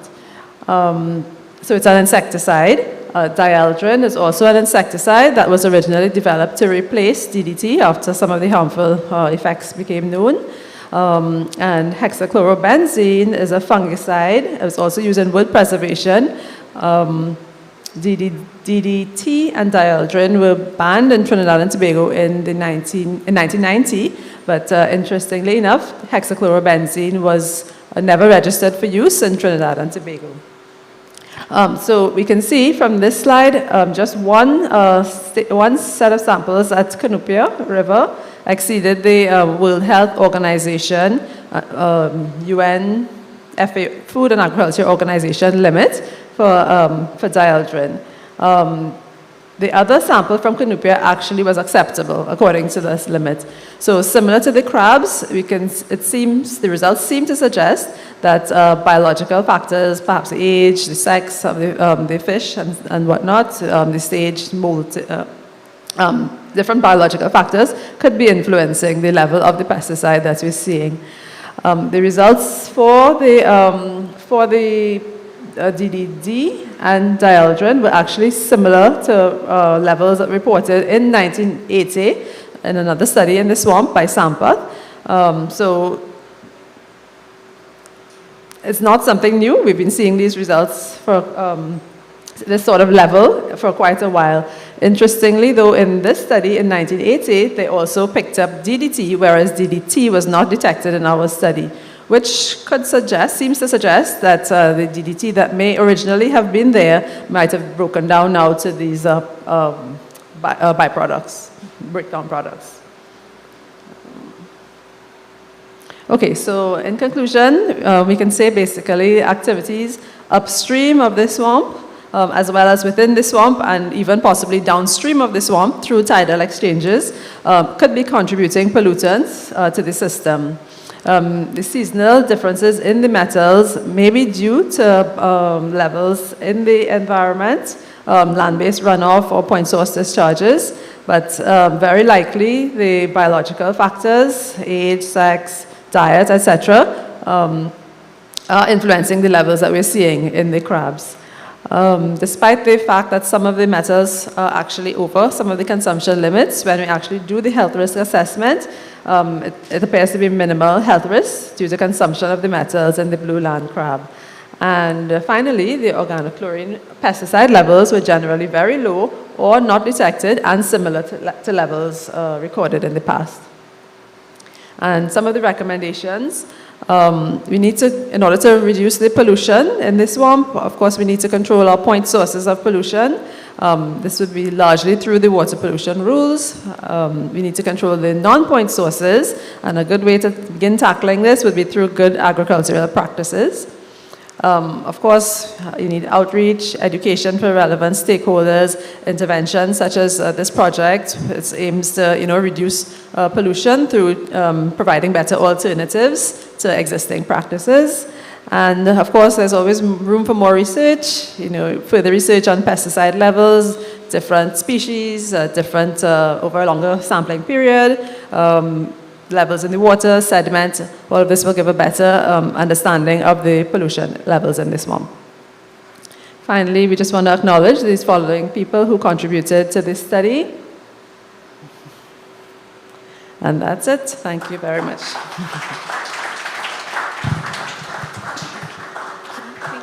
Thank you, Wendy. Any questions at this point? So you all are learning some interesting things about what we eat. Luckily, and from what Wendy said, if you have bigger body mass, you're less likely to be impacted.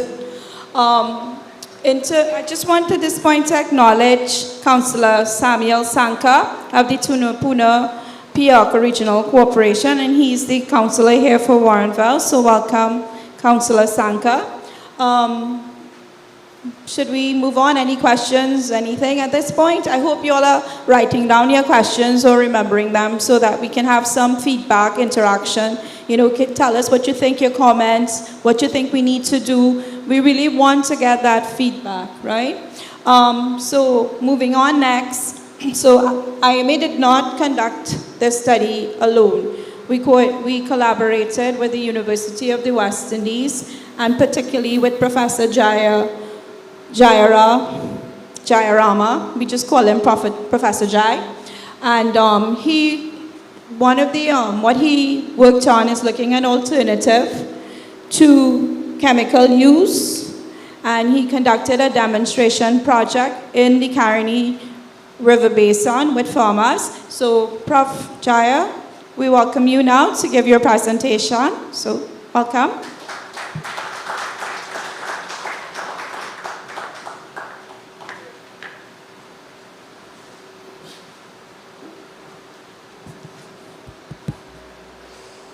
Good evening, everybody.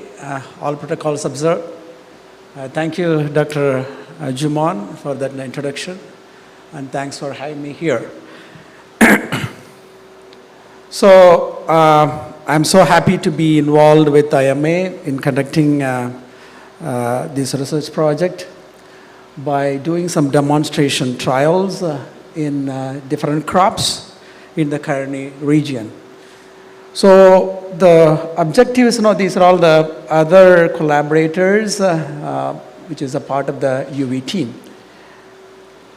So the objectives of this demonstration project is just to demonstrate the advantages of adapting integrated disease management and integrated pest management systems. So what the farmers right now are adopting are not really integrated because people are using more of chemicals, so it is only a part of the integrated system. Integrated system encompasses so many inputs. The chemical is only part of it. So our aim is just to cut down the use of chemicals, right? So here we wanted to promote the use of non-chemicals or non-chemical alternatives for the crop production practices. And also to demonstrate the efficacy of these treatments. So I will talk about the treatments a little later. And the aim is just to minimize the use of hazardous chemicals. No chemical is good, okay? So if you talk about pesticides, we always say something is less toxic and something more toxic and something deadly toxic. So there is no pesticide in the world that is non-toxic. Please have that in mind. So even if we say there is a biological pesticide, you cannot consider that it is completely non-toxic, okay? So there must be a fair amount of toxicity. And to evaluate the alternative inputs. So if we say do not use the chemicals, then the next question should be what to use. So you cannot simply talk about it, then it becomes a sermon, okay? So we cannot simply preach about, just reduce the amount of chemicals, but we must supply the alternative material. So here we wanted to evaluate the alternative inputs. We already did that, but we wanted to do it in a, in the Caroni area. Then the environmental and health benefits. Much has been talked about my predecessors, they talked about the pollution and the spoilage of the environment and the health risk and all other hazards, biohazards. So the pesticides and the chemicals used in agriculture is one of the contributors to this pollution as well as all other ill effects. So we wanted to demonstrate the benefits and environmental effects of these IDM and IPM treatments, and finally to disseminate this technology. Once you are convinced that this is good, then we need to take the message and then disseminate this to everybody so that people get convinced and they want to practice it. What are the activities? We conducted 2 dry season and 2 wet season trials. Sorry about that, yeah. In 2 different crops, sweet pepper and cowpea in the Karamani Basin.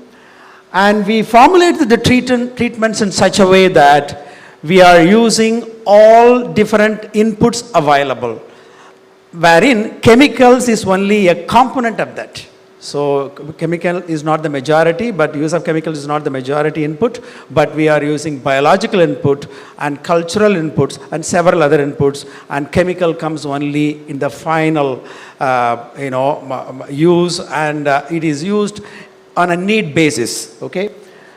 And the impact of the IDM treatments on the disease and pest incidents, and the benefit analysis of the integrated treatments, and demonstrate the overall efficacy and benefits of these treatments, and educate the farmers at the end about the benefits, and also facilitate some policy development based on the results we have observed from these experiments.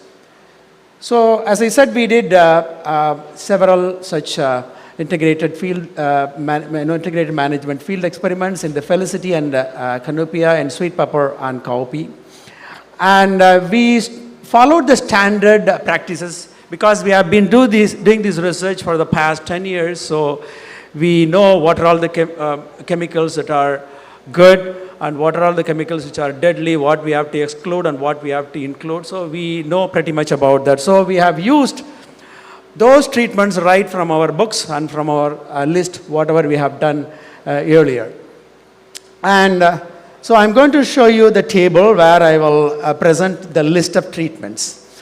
So what we have done is here, the combination of treatments. It's not going to be only one treatment, but we are going to use different treatments in a kind of succession. So these treatments are called combo treatments or combined treatments. And farmers always tend to use these some kind of treatment, some kind of spray almost every other day. So if we tell them use something every alternate week, they are not interested. They will listen to you, but they won't do it. So we went to their way just by using something every week, okay? But the only thing here is we are not using the chemical, but we are using other alternative inputs. And we also used a chemical control which represents the farmer's practice. Whatever the farmers are using, all the chemicals, we also maintain that as one of the treatments in order to compare how effective our treatments over the farmer's treatments. So what are all the data we observed? The plant growth parameters, the height, fruit number, fruit yield, and total yield, and the disease incidence and the pest incidence, and soil, rhizosphere, and phyllosphere microbiome. We do not appreciate this at all. We just simply apply and we harvest. We don't care about what is happening to the soil. So there is a big invisible area which we do not notice, we do not appreciate. That is a microbiome. That is all the microorganisms that are present on the surface as well as under the surface. So that is almost completely hidden. So we wanted to know and demonstrate how beneficial is this for the microbe. And analysis of the nutrient contents of the soil as well as the plant. Whatever we grow, the substrate, as well as whatever we eat, that is the produce. So this is the example of the treatment. So if you look at these treatments carefully, of course it's a little busy, apologies for that. But even though it looks busy, but it's quite simple. So for every week, we designed one treatment. If you just look at it, they are not very repetitive because it follows a kind of a sequence wherein we are using, SW means it's a seaweed extract, P1 and F1 means we are using a pesticide and a fungicide. We are not using the same pesticide and fungicide. We have two, so we just rotate it. So here's a kind of rotation of the treatments. And we used some micronutrients, and we used neem extract and neem oil products, and some biological products. This is a BT, it's a biological product. So like this, we have used different treatments. So nothing is used at the same time, but always it follows a succession or a cycle. So we did this in 2 different crops, okay? And this is one of the example how we treat the plants with the biological agents. So there are different biological agents which we can buy. Of course, we do not have too many options in the market, but we do produce certain biological agents, and if you really want, we can just give it to you on an experimental basis. So those are the biological treatments we have used. These are all the biological agents we have prepared, and they were treated, the seedlings were treated, and they were planted on raised seed beds, on the raised planting beds. Okay, so that is one of the techniques we always advise. And in the sweet pepper, if you look at the plant height, it's significantly higher with the combo treatments compared to the control. And if you look at the fruit number, that is also higher. Okay, and the fruit yield is quite high compared to the regular chemical treatments. So that is a proof that the combo treatments are doing well. And the disease scores, the amount of disease, what we call as a disease score, was always less in the case of combo treatments. And the chemical control, chemicals are meant for controlling the disease and pests, but it is not doing enough. So we saw fairly high amount of disease, or medium to high amount of disease in the control, the chemical control treatments. And these are all the diseases we have observed. And with regard to the pests, in general, in the integrated treatments or the IDM treatments, the pest incidence was quite low. And on the other side, we saw a lot of natural enemies, the insect natural enemies. These are all the parasitoids as well as the predators. Their number was quite high in the integrated treatments. That means in the integrated treatment, you are reducing the level of pesticides, so the natural enemies are growing very well, and they take care of the pests as well as the diseases. So these are all the diseases we have observed in the field, different types of diseases which are caused by the viruses as well as the fungi, bacteria, and also the damage caused by the pests. So the same thing we did for the cowpea. We used certain biological agents, and we developed the seedlings, we did not buy the seedlings, but rather we developed using our technique in the trays. And in the cowpea also, we saw the same kind of trend. The plant height was quite high, and the pod yield was higher than the chemical treatments. And as I said earlier, in the cowpea also, the disease scores were generally low in the case of integrated disease management treatments. And the farmers control, that is with only fungicide, they have quite a bit of disease as well as a pest. These are all the type of diseases we have observed in the cowpea. And here also we noticed a good activity of the natural enemies, the parasitoids as well as the predators in the IDM treatments. Okay, and these were the cowpea diseases as well as the pests. So leaf miner is one of the serious insect pests in cowpea. And the different types of rots, okay, rots caused by sclerotium as well as the macrophomina. And we also organized 3 one-day farmers workshops in 2 different locations, and there was a good number of farmers who have attended, and they were benefited by our workshops, and we had presentations by different experts from UV. And we have also established farmers' contacts. And the other study we have done, we looked at the microbial component of the soil as well as the plant. Whenever we use these integrated treatments, disease management treatments or pest management treatments, the natural microbial load is always high. I'm not talking about the pathogens. These are all the neutral organisms and beneficial organisms. So their growth and their population is eventually high, is always high. So these are all good factors. So if the load of these microbes are high, then that will naturally take care of the deadly or the destructive microbes. So you will see a reduced population of the pathogens due to the increase in the load of the microbial growth by bacteria, fungi, and actinomycetes. We also noticed a good increase, a favorable increase in the levels of all these macro as well as the micronutrients in the plant as well as in the soil. So this is again due to the less amount of application of the chemicals and increased application of the biological treatments. And we are not stopping here. We completed the trials, year before last year. But we are continuing all these trials under another project, and that is going even up to now. So even after June, we are continuing, and we got another funding from Interreg and EDF.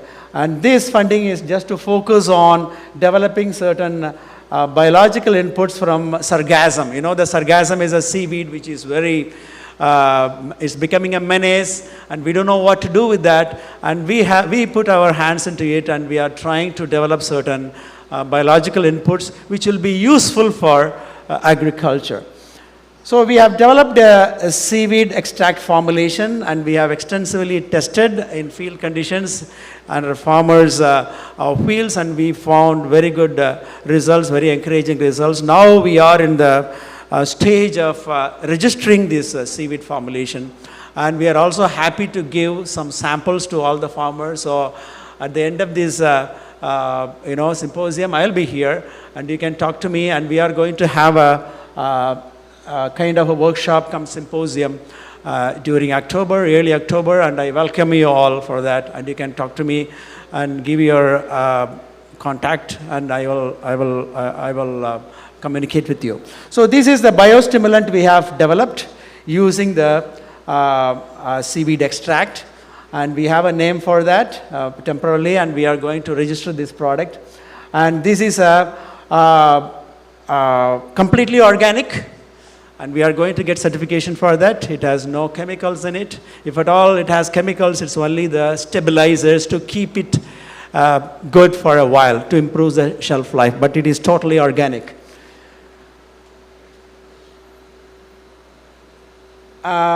And the scope for some policy interventions, so this is what we have suggested, that there must be more collaboration between different agencies and institutions of the government. So we all need to come together to accomplish this.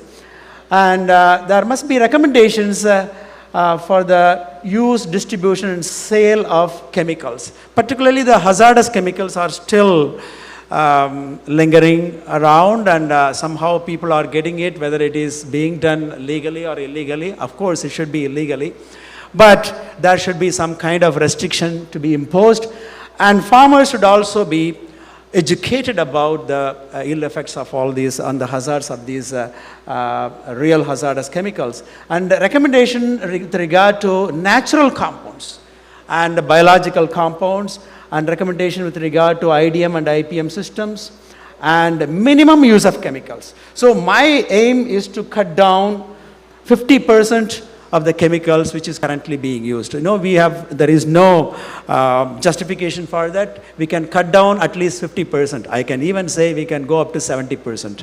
So we have done trials where we have cut down 70% of the chemicals, and we found there is no yield penalty, but rather there is increase in yield because we have substituted with the biological treatment. So I can say this boldly here. So we have to cut down the use of chemicals, and there must be recommendations to be made, and awareness should be created among the farmers. Use of biological inputs, we need to give recommendations, and many of the inputs are not available. We get very few inputs in the market, so we need to encourage the local entrepreneurs to develop biological inputs. And the seaweed products, there is a fair amount of seaweed products already present in the market, so we need to encourage that, the use of seaweed products, and our own should also be registered pretty soon, and it will be commercialized, I hope. And use of disease-resistant crop varieties. This has to be done by the Ministry of Agriculture in collaboration with the UV. So we will be here to test those varieties and recommend or just to certify that these are resistant, and that is always a possibility. So those such varieties should be used. And development of microbial strains for biopesticides and biofertilizer production. Actually, there is not much activity here, except we as UV do some kind of experimental work, but we want to do it better and also involve the ministry and the other stakeholders so that whatever we do in the lab should come out and that should benefit the farmers. And establishment of a diagnostic facility. Of course, we do have a diagnostic facility which was established with the help of European Union, but we cannot help the entire country, but this has to be done on a collaborative basis with the ministry as well as NAMDEVCO. And continuous education and outreach programs with focusing on the IDM and IPM to the farmers and agricultural personnel and stakeholders, and transfer of technology to not just farmers alone, but also people who are just growing small gardens in their backyard, because they are also technically farmers, they are small farmers. So in my view, they are small farmers. They should also get the benefit. And with that, I would like to thank all the funding organizations, UNDP, JEF, CLME, and our own project, UVRDI and IMA, because IMA helped us a lot. We had a beautiful team. Dr. Juman as well as Lester, they had a fantastic team and they were so helpful. And most importantly, the farmers. And I thank you.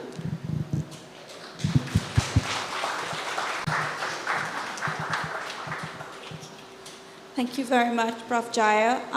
Any comments, any feedbacks? I know that was quite a bit, and again, we looked at what can we do to reduce our chemical pollution, particularly as it relates to agriculture. Hi? You could just, Prof. Jai, you could just say bye. Hi, good afternoon. Hayden Romano from the EMA. Prof, could you clarify the role of the sargassum? I'm not sure. It's not a fertilizer. So what exactly is it going to be used for? I cannot say sargassum is a fertilizer. The mic is off. Sargassum, please do not simply believe that if somebody says sargassum is a fertilizer, okay? So it has to be processed to be called as a fertilizer, and it takes quite a good amount of time, and we are also doing research on developing sargassum biomass into a fertilizer. So I don't want to comment much about that because it is a work in progress. But what we prepared is a biostimulant. It cannot be called as a fertilizer. So the amount you are using is just only 5 milliliter per liter. So very little. So you are just like a pesticide. You are just dissolving that in water and spraying over the plants. So it has a plethora of stuff. So the extract has a plethora of stuff.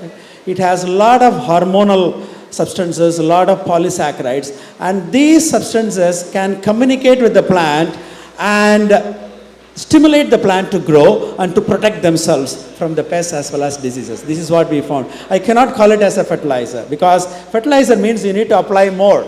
So I'm not telling to apply more of this, but we are adding only 5 milliliter. That means just 1 tablespoon in 1 liter of water, and that's what you are spraying over the plants. So it is called as a biostimulant, or more precisely as bioelicitor, because it goes to the plant and then turns on several genes and several mechanisms so that the plant is happy and it protects itself.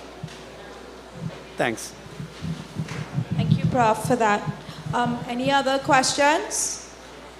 So I know my colleagues are sharing some snacks in the interim. And as Prof mentioned, this is work in progress. More work is being done by the University of the West Indies, and we ask you if you're interested in participating in some of these trials to please, you will see Prof in the back and you could probably talk to him, give him your number, your contact information. They're going to be holding a workshop next month to again educate and outreach farmers. So please provide him with your information. And IMA, of course, will continue to work with the university so that we can actually monitor the natural environment to see, based on the use of these alternatives, or whether we're actually seeing a reduce in a lot of the pollutants that are entering the marine environment. So thank you again, Prof. Thank you so much. Yeah, thank you.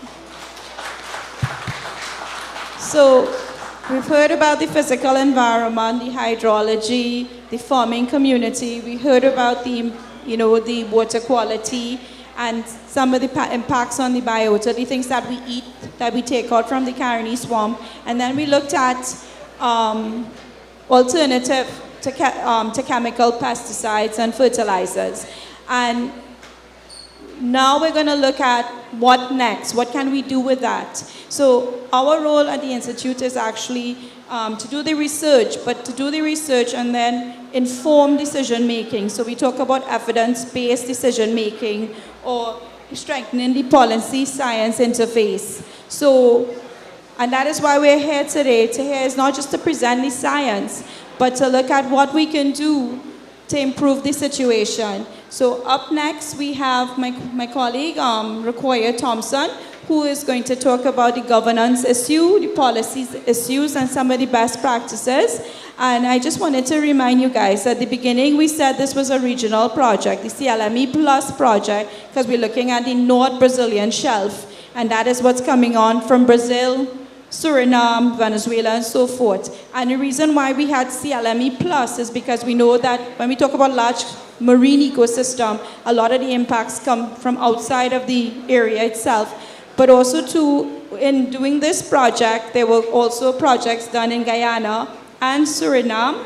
And one of the things is the lessons learned, things that we learned in this project is also going to be shared with our colleagues in the islands. And the intent is, of course, to, even in terms of what we learn here, if we can apply it in other parts of Trinidad and Tobago and upscale it. So this is sort of like a pilot project with the intention that we would be able to do more work and upscale it later on. So with that said, I have my colleague here, Requoya, who's going to present for us on the policy aspect.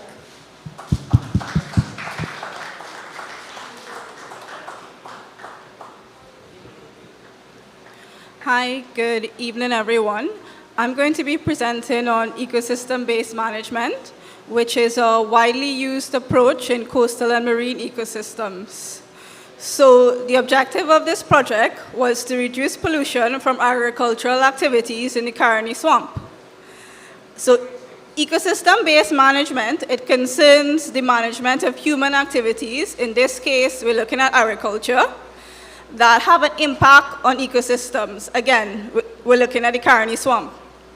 So an example that we've already covered today is the widespread use of nitrogen fertilizers, resulting in increased loads, nitrogen loads in the Caroni swamp that affects the conditions in the swamp, and it affects the health of the swamp's fauna and flora.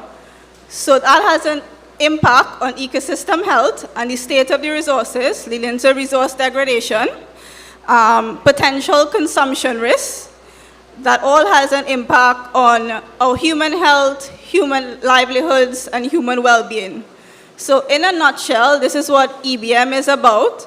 It's about recognizing this interconnection between ecosystem health and human health, and it's about promoting good governance.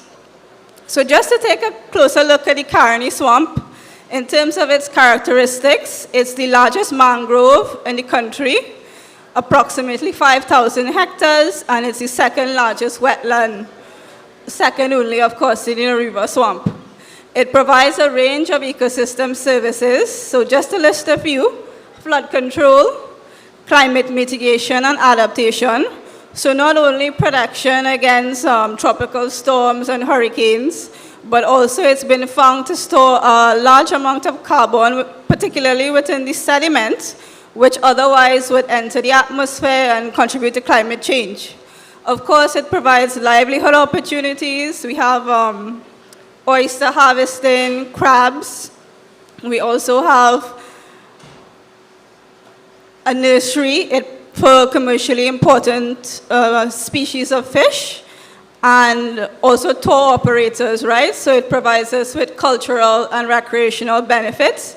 Of course, it's home to the scarlet ibis, a national bird, and it's the only location where the bird can be viewed regularly. In terms of the legal status of the swamp, it was designated a wetland of international importance in 2005 under the Ramsar Convention. And locally, there's a patchwork of legal protection, including the Forest Act, the Conservation of Wildlife Act, where parts of the swamp has been designated game sanctuaries. And of course, the scarlet ibis itself is protected under the ESS rules, the Environmental Sensitive Species rules. So as we covered today, in terms of the assessment of the resources, we found that water quality, particularly nutrients, was quite poor.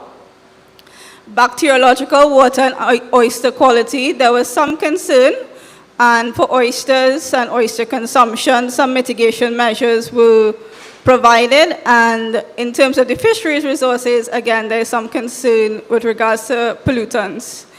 Now, when we look at the legal framework for these pollutants and products, there's three main pieces of legislation. Firstly, of course, there's the water pollution rules that was updated in 2019, which set limits for water pollution. So all of the pollutants that were covered, and it sets limits for different receiving environments. So there's limits that pertains to this study as in terms of inland waters as well as the coastal nearshore, and then also ambient water quality standards for freshwater bodies for the protection of aquatic life. There's also the Food and Drugs Act, which set limits for trace metals, pesticides, chemicals, specifically for fish and fishery products. And we have the Pesticides and Toxic Chemical Act, which regulates pesticide residues. So in addition to the legal framework, we've identified a few gaps in the policy framework, and we've identified here a few key policies that are required to improve the policy framework. So I'm going to start firstly with the Integrated Water Resources Management Policy. So this is a draft policy which provides direction and vision for the management of the country's water resources. It unifies other initiatives to better manage the country's water resources. It has a specific component that includes agricultural water and wastewater management. It recognizes that water, in addition to land, labor, and capital, are essential prerequisites for agriculture. It includes things like a national irrigation plan, water for livestock, water for aquaculture, and of course, the treatment of agricultural wastewater is also recognized as important. Next, we have the Integrated Coastal Zone Management Policy Framework, which is a best practice approach like integrated water resources management, and it's promoted in our national environmental policy as well as the National Development Strategy, Vision 2030. It's a draft policy that aims to guide both development and conservation in the coastal zone by managing human activities. So very synonymous with EBM, or ecosystem-based management. It promotes sustainable agriculture in the coastal zone, the management of land-based sources of pollution, as well as the implementation of a nutrient strategy. Lastly, there's a need for an updated national agricultural policy to guide the development of the sector and address multiple challenges, some of which we've discussed here during the course of the afternoon, and some of which are historical and some of which are new and emerging and include climate change and the extreme weather that the sector is faced with as a result. We also need this updated policy to institutionalize good agricultural practices for safety, so both environmental safety as well as health and consumption safety, and it will also promote trade and competitiveness in the sector, which we know is a key sector that has been earmarked for diversification and transformation of the national economy. And of course, the promotion of food security, as well as food sovereignty, so the ability for us to produce and consume food within our own jurisdiction. So even with an adequate legal and policy framework, we recognize that there are some other elements that's required for good governance. Of course, we need appropriate resources and capacities to implement policy and to enforce laws, and we also need increased organizational and technical capacity to improve the overall governance, right? So we've identified a few stakeholders key to this project, including the Ministry of Health, which is the main agency to enforce the Food and Drugs Act, the Pesticide and Toxic Chemicals Act. Local government also plays a role in terms of public health, environmental safety, the prevention of foodborne diseases and transmission of that. The Ministry of Agriculture and the state agency, NAMDEVCO, has a key role in promoting good agricultural practices, in providing extension services, in agricultural data collection, and of course also in ensuring the adequate water infrastructure in conjunction with the Water Resources Agency. And then finally, we have the farmers associations and local communities, which also require increased capacity to really participate in decision making, to participate in policy development and projects such as this EBM project, and of course to adopt good agricultural practices, which will be the focus of the next presentation. So with that, I close and I thank everyone.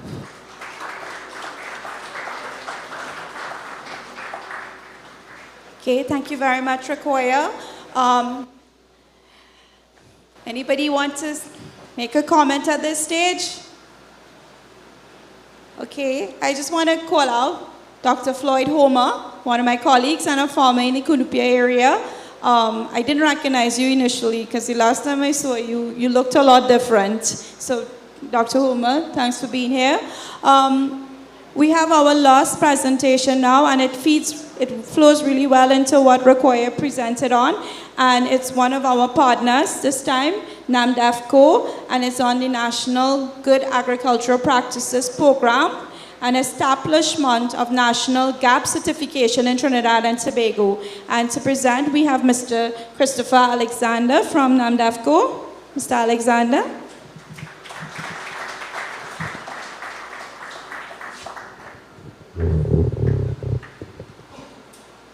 Good afternoon, everyone. All protocols observed.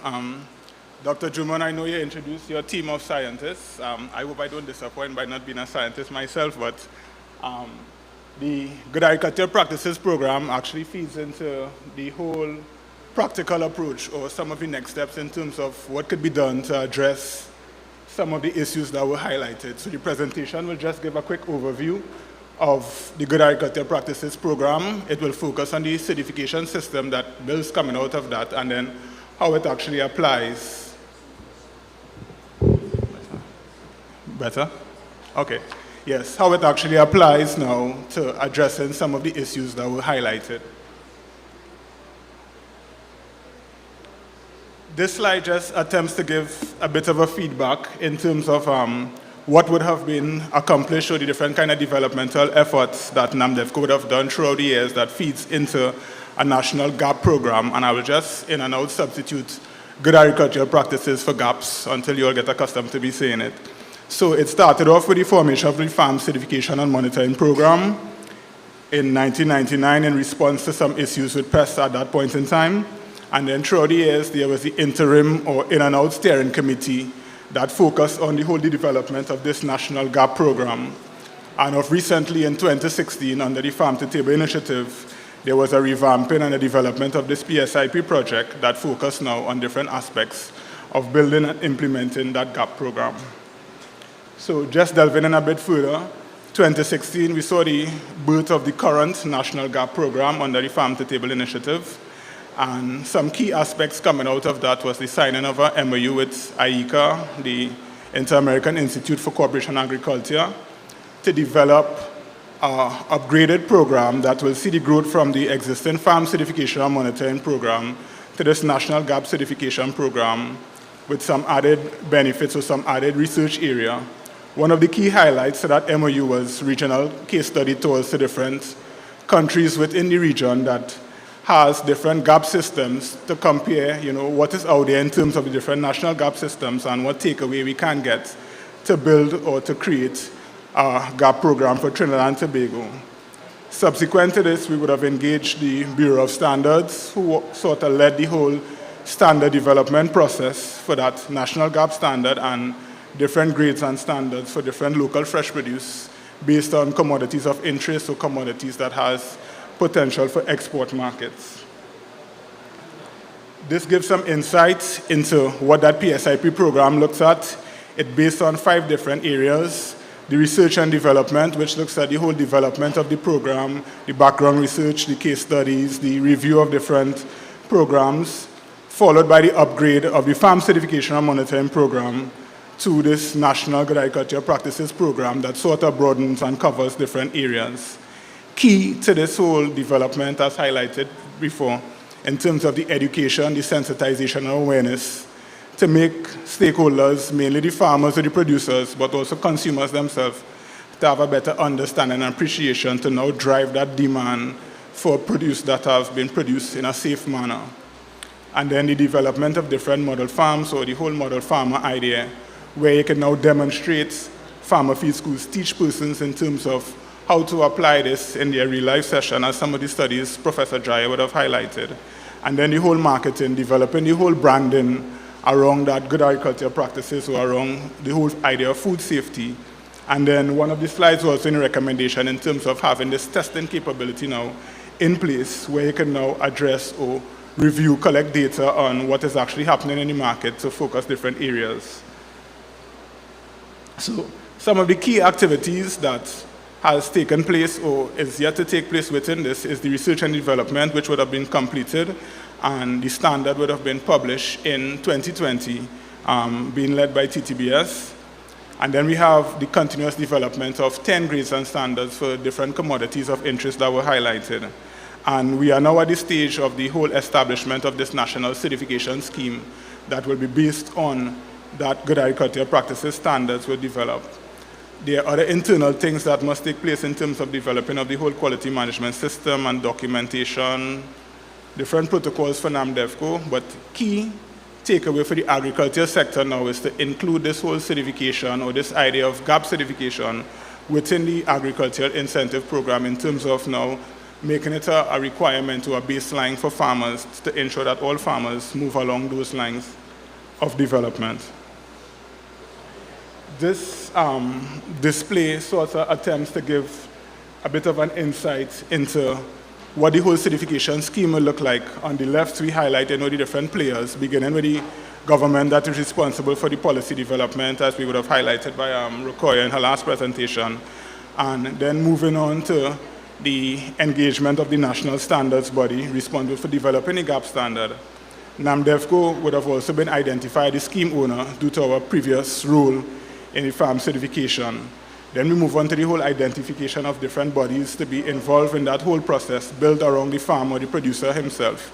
So the display on the right just gives the connection of how these different bodies involved, how they will interact together to create that whole certification scheme, the whole auditing, the testing, to ensure that some level of confidence can be placed into the whole certification process. The certification scheme is sort of broken down into like 8 key steps, with some of these smaller areas within the development of the standard, as I highlighted, published in 2020, and the continuous development of the different grades and standards that are in progress. 3 drafts has been completed so far for hot peppers, pumpkin, and pineapple, and we have to move on to some other key commodities. The development of the scheme, which will take the most of the work involved in terms of determining, coming out of that standard, what requirements that has to be met, how we will structure the whole certification process, who will be responsible for different activities, and then the whole development of this branding or this logo that will be placed on either produce or commodities that involve, so that will drive the whole marketing, the whole identification of it. the identification of the scheme players were already seen in the previous slides in terms of the owners, the steering committees, etc. And the regulatory framework, it was proposed that the whole scheme or the whole program starts off as a more market-driven. So where you reach out to the general population, the consumers, to start to raise the awareness and the demand for safe food, and then it will drive the production aspect that, the farmers will have a direct market or a direct link to, if I come on board with the whole following these practices, trying to upgrade my practices, then I should get some kind of preferential market treatment or preferential market preference in order to access these markets. And eventually, as different policies and legislation fall in place, it could gradually move to where of more a mandatory requirement for crop production. Different areas seen in terms of the scheme development, looking at all aspects of that, the establishment of a certification body, and then the introduction, which deals with the key aspects in the building of the training programs, the awareness programs, bringing persons on board, seeing how they could apply this into their current systems, and then move on to even the training of trainers, training of extension staff, etc., where we will now lead to now the whole preparation of different producers so that they can now move into this program as highlighted. The standard itself was developed by some key agencies, which I would like to recognize. As I said, the Bureau of Standards would have led the development process, and IECA would have chaired that committee in providing the guidance. NAMDEFCO served as the coordinating committee, but we see we have other key organizations, Ministry of Health, Ministry of Agriculture, Kariri, EMA, THA, the Agriculture Society, and FAO, who all played a key role in the development and the move in this process over the period of 2019 to present. This gives a bit of an insight into what the standard covers. The long name for the standard is the Trinidad and Tobago Standard for Good Agricultural Practices. Fresh produce requirements, so it focused specifically to crop production. Subsequently, a similar standard will have to be produced for livestock production.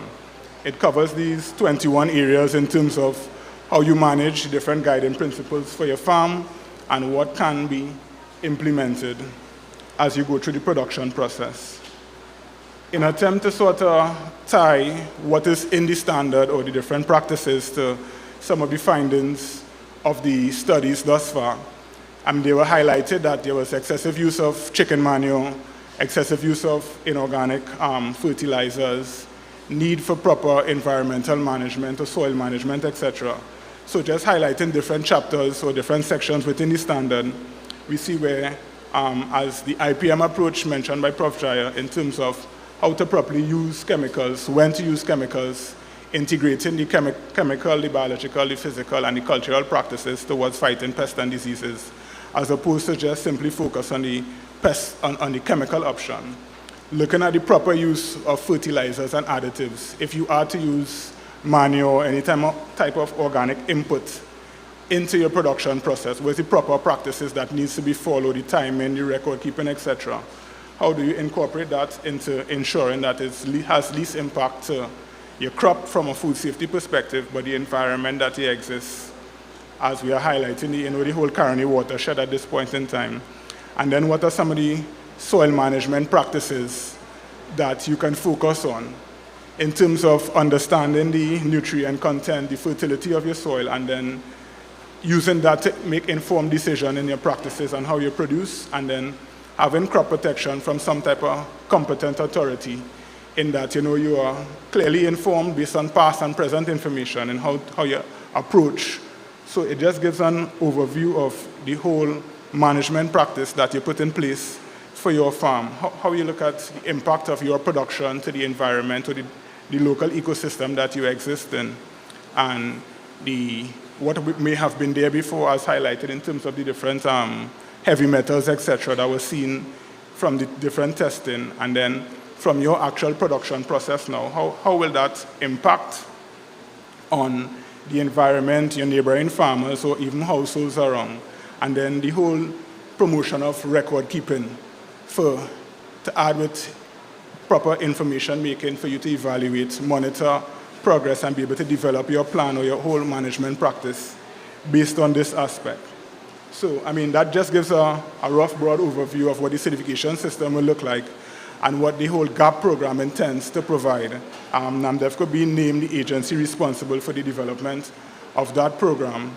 And I just close by highlighting some benefits of the program or of GAP, of implementing good agricultural practices on your farm, specifically to farmers in terms of the production of safe, quality produce, using the certification itself to differentiate yourself from other persons within the sector, looking at some kind of increased local market share, that we now have more confidence or more trust in the commodities that are produced locally. And there's increased efficiency and better control over your production and to the whole sustainable practices that allow you to access these new markets. And, well, overall, the underlying factor in terms of increased income, having better prices, and higher productivity.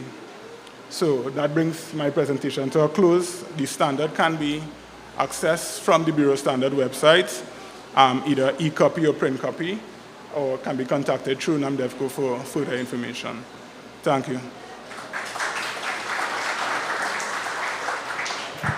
Okay, thank you very much, Mr. Alexander. Stay nearby. So I would ask, now to me is the most important part of this symposium, which is your feedback, your comments, your questions. We want to hear from you. So I'll ask my colleagues who would have presented to please come forward, and we invite you to please dialogue with us, tell us your thoughts, what you learned, questions, anything. So the mic is in the center there. I know Councillor would like to ask a question, so we just want you to state your name as well as you know, your designation or your interest. So.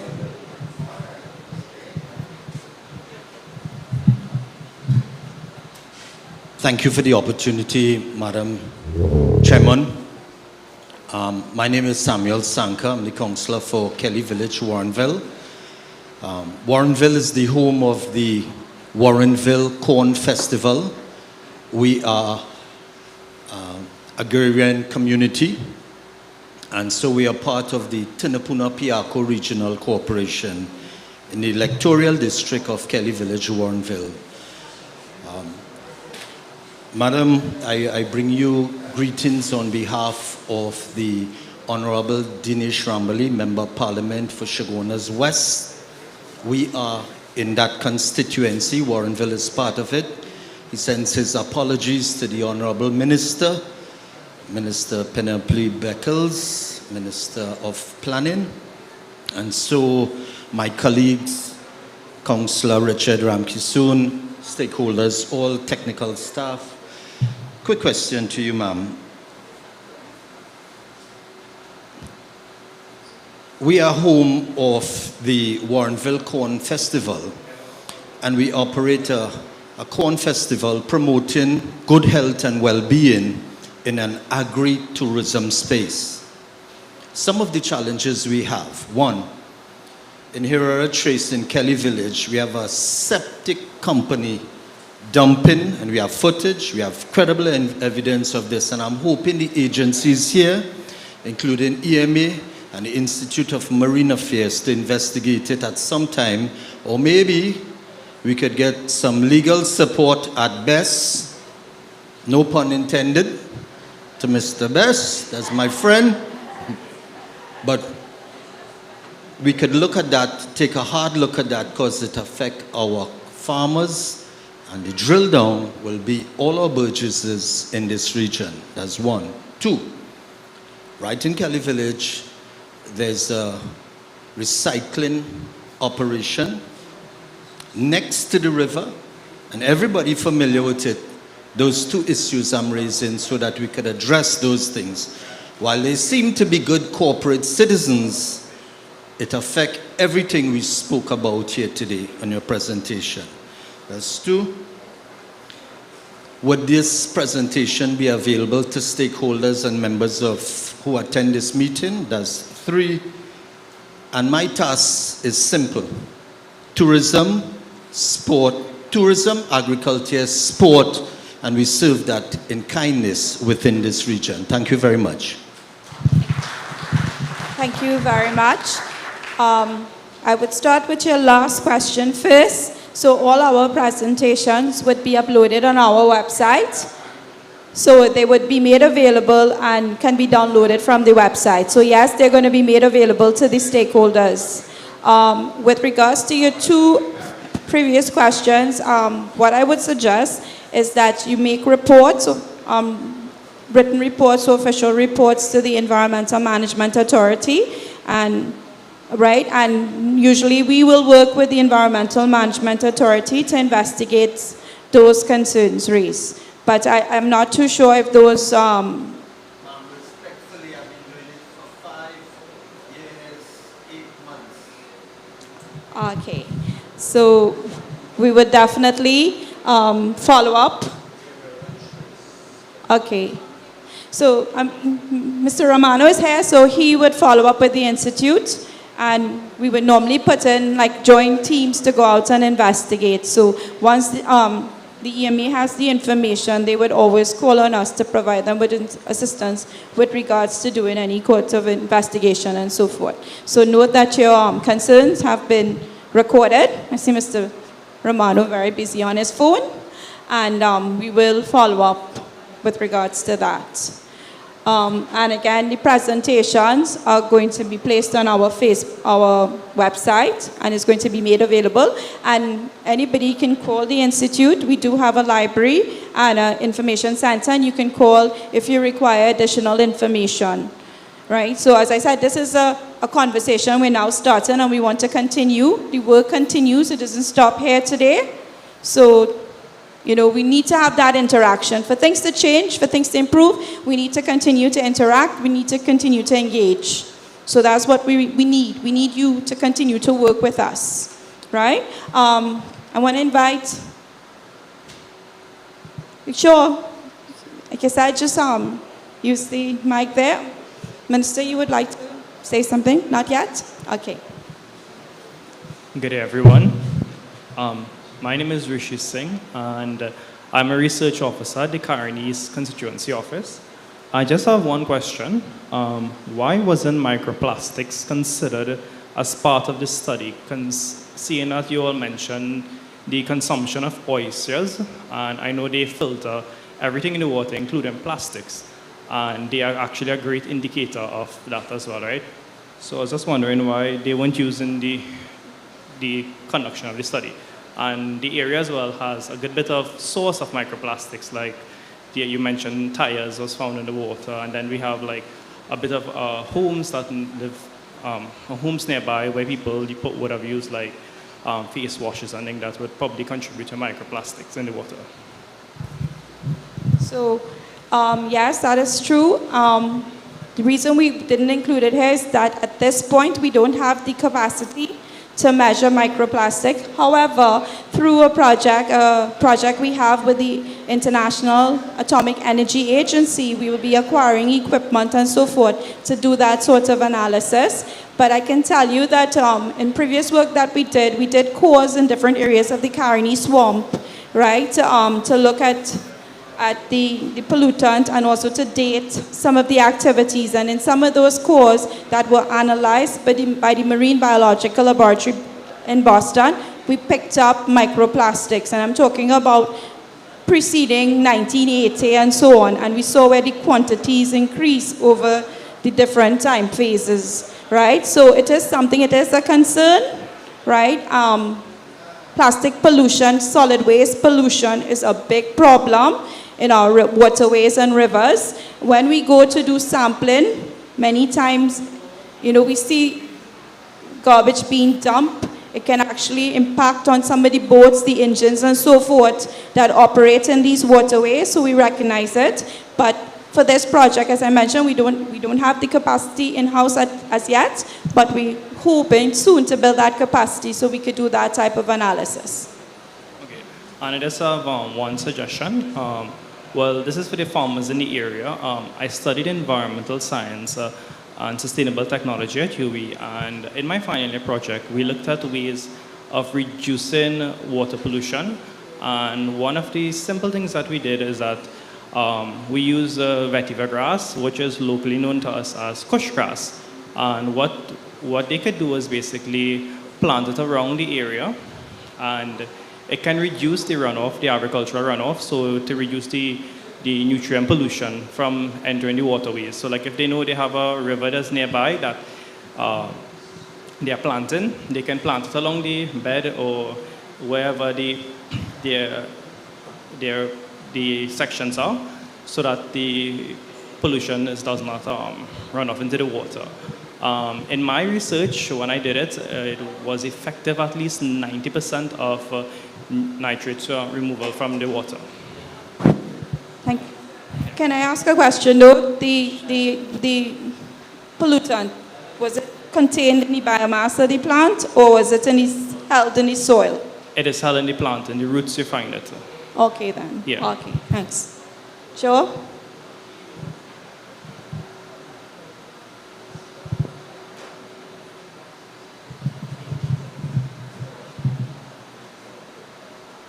Good evening, all. As was announced, I am Richard Sukdev, Councillor for Cunupia, neighbor in the electoral district of my colleague, Samuel Sanka. And this evening, I just want to say it's really, Minister, it's an honor that you graced us with your presence and stayed for this entire session. It shows that a trait that you are on the ground with the people, and that is most important. Commendations to the entire IMA team that did all the presentations. I know it probably was very scientific. However, it was very, very informative. And as my colleague requested, I do hope we can get soft copy so that we can review it to get a better understanding and appreciation of the entire presentation. On the lighter side, when we heard about the foods, especially the oysters, Trinidad delicacy, when we heard about it there, I know that everyone would have a fair idea that it has some sort of bacteria, negative bacteria in it for our bodies. But however, this information that was given is very eye-opening. And, I am happy that no oyster vendors are in this congregation this evening. They may go away with a different connotation. But it is important that we all be enlightened of it for our own good, our own benefit, our own health, and that we take cognizance of the fact, not only with the oysters, but with the sea crabs and the shrimp, which everybody tend to consume. And it is important that you continue to educate on this aspect of the negatives of the food. While everybody may want to hear positives, it is more important to understand those aspects of it. I was having a little discussion with the minister prior to the presentations. And one thing I would like the IMA to really look into is the devastating effect of what the snails are having in the environment. I did not hear anything about it. I know it is fairly, it's a fairly new menace to our society. But in central Trinidad here, where we have a lot of agricultural areas and farming, it is causing devastation, loss of a lot of invested finances to farmers and so on. And if in some way the IMA could get involved with the Ministry of Agriculture in partnership to see how we can treat with this. Just to give an insight, the minister advised that maybe there will be some sort of allocation forthcoming to treat with this snail infestation. But I'm hoping that the partnership, it is done, and treated with a sense of urgency, because we had a presentation from the Ministry of Agriculture sometime in our council at Ishaguanas Borough. And when we heard about the multiplication effects of how these snails are multiplying, how they're going to be multiplying, it's really incredible. It's a menace that we need to treat with to save our society, to save us. This could be like one of the plagues that is written in the Bible. And we wouldn't want it to reach. As a matter of fact, I even told them, I say, maybe the only way we can deal with this is to pray about this plague. But thank you again. Your coming here to this community is welcome, and your information and presentation is well appreciated. And I will encourage everybody to take this seriously and to review the presentations that are done so that we can continue to have this type of partnership in our community. I thank you. Okay, thank you, sir. So your concerns are noted. And of course, you know, NAMDAFCO, the University of the West Indies, they also do a lot of research, and I'm sure they're probably doing research already on the snail. But we could, again, tighten our partnerships and look at, see how we can all work together to find solutions to the problems that our community faces.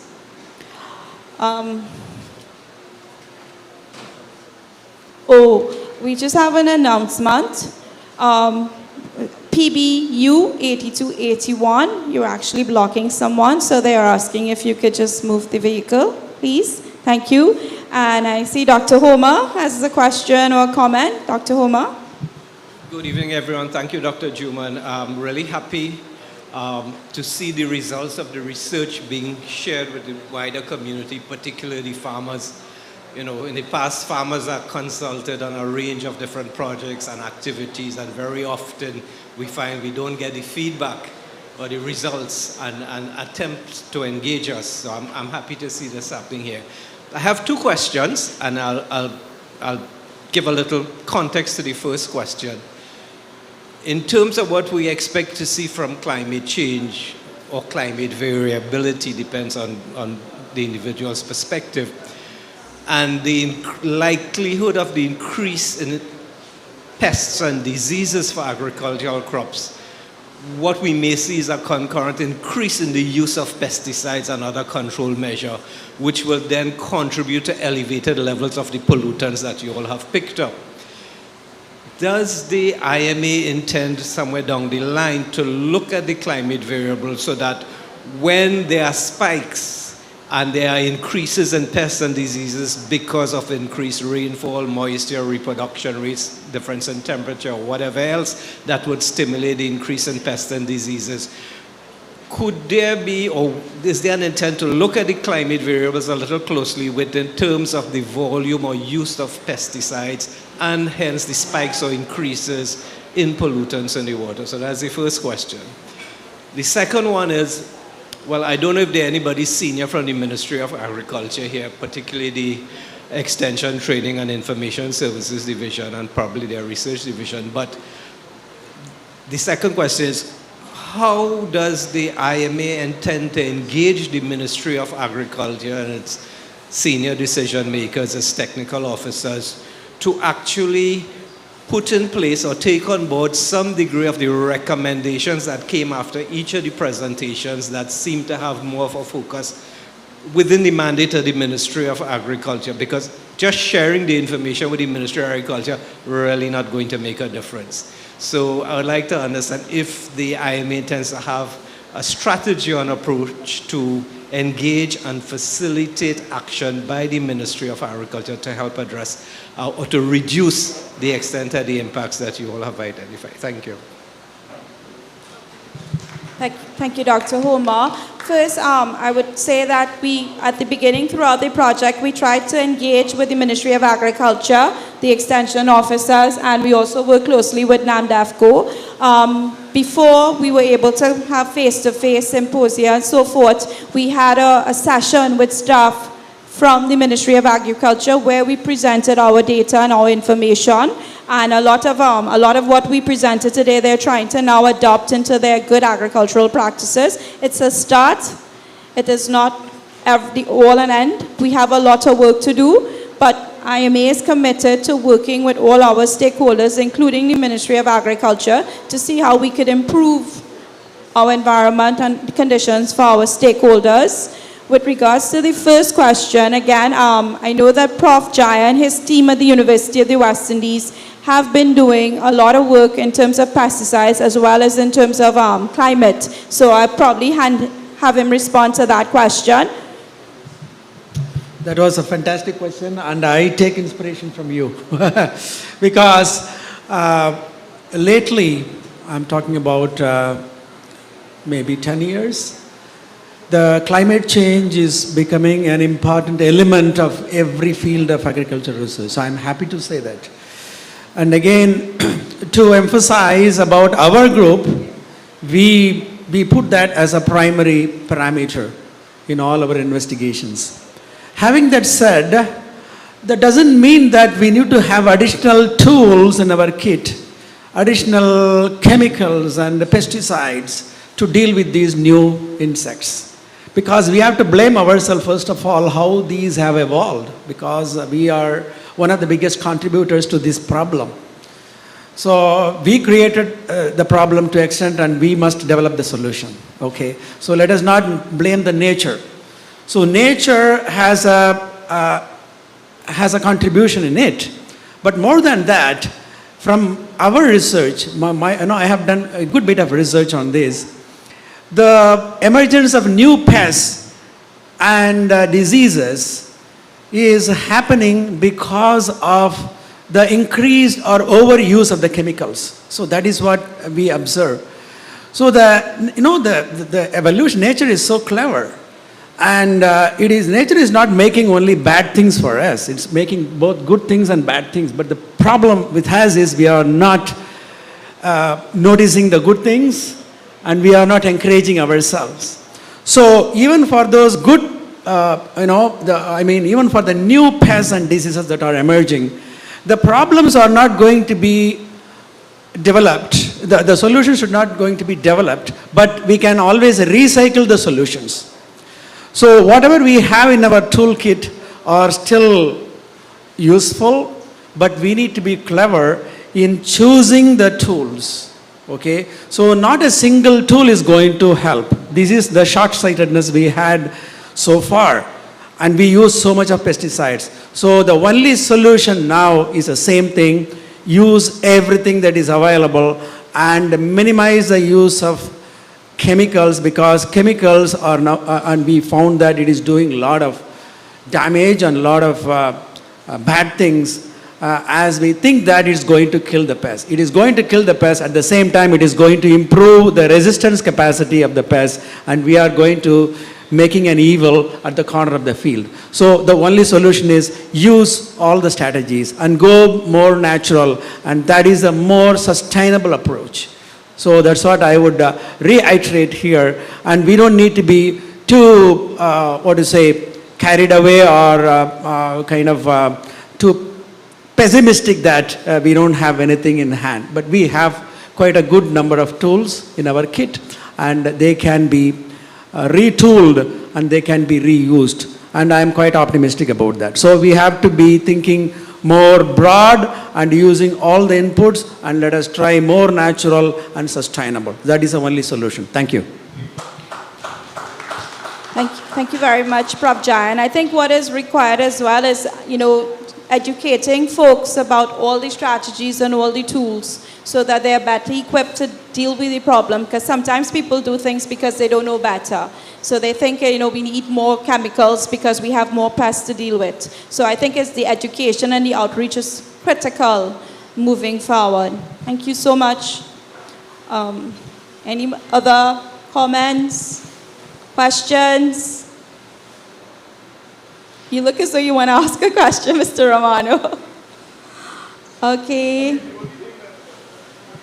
Mr. Romano, just now, before you start, I need someone to move PBR 7579. I feel as though I'm in a FET or something, asking people to move their vehicles. So there was PBR 7579. So Mr. Romano, please go ahead. Oh, sorry, ma'am. Hi, good night. Okay, so I came here a little late, so I don't know if everything was covered that I'm going to ask. But the first question was based on, will there be, how long will it take for things to change? It may sound strange, but I've been hearing over and over again in the past couple of years, probably like 2015, about the same issue with the oyster and pollutants and stuff like that. And you all did a follow-up research. and it's basically saying the same thing. So how long will it take for things to change, and has there been anything significantly done in the past couple of years? My next question was, on the agenda, I saw they made note of specific species, but did they look, or do they plan to look at other types of animals or plants of interest in terms of heavy metals, toxins, anything like that? Do they plan to look at maybe insects or even other marine life?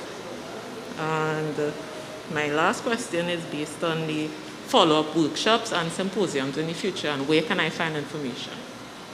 Yeah.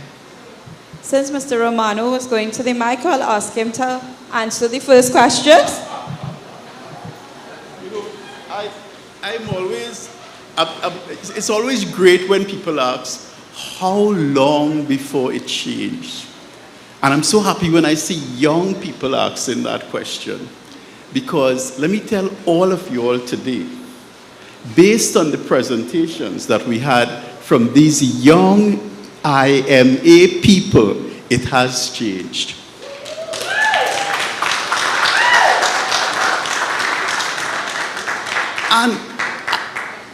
And it has not only changed in the scientific community, they've brought it to a farming community.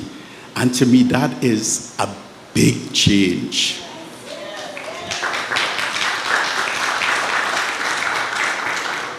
And, you know, unless all of us get involved, we now have the data.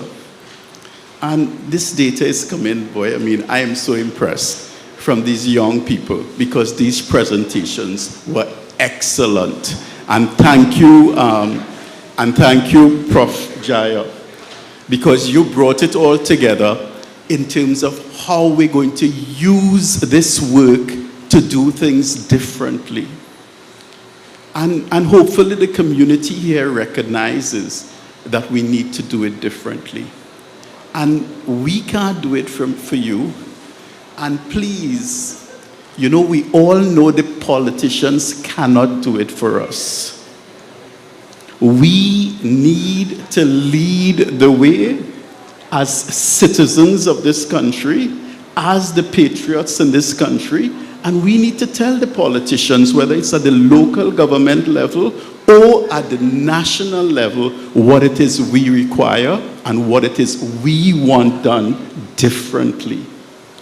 So I really want to commend Dr. Juman and her team at the IMA for really making a difference. Because this evening, I felt like if we were doing something different. So, thank you. Thank you very much, Mr. Romano. Thank you very much. And Mr. Romano, many, many years ago, was a former employee of the Institute. So we work very closely together. And with regards to your other questions, so we have done research in terms of heavy metals and some other species, mainly marine species, and a lot of that information is available at the Institute. You can call us. We have a library and a librarian there who can respond and provide information. Of course, the amount of research and the amount of things that we can do is based on the amount of funding we have. So as the funding, you know, increase and we get more funding, we'll be able to do a lot more. But there is information, and I think it's important for us. Sometimes folks are not aware of where information can be found. So we're at the Institute, when it comes to the marine and coastal environment, we have a wealth of information, we have reports, we have data. So please call the Institute, try to get informed. If you have concerns, questions, anything we can assist with, or if we don't have the information, we could point you to the relevant authority, the relevant agency, you know, because we're trying right now to work closely with all our agencies so that we could effect change. So thanks for that, Mr. Romano. Any more comments, questions? Minister, would you want to say anything at this point? Pardon? Okay. Okay then, so if there are no more questions, I'll ask Minister.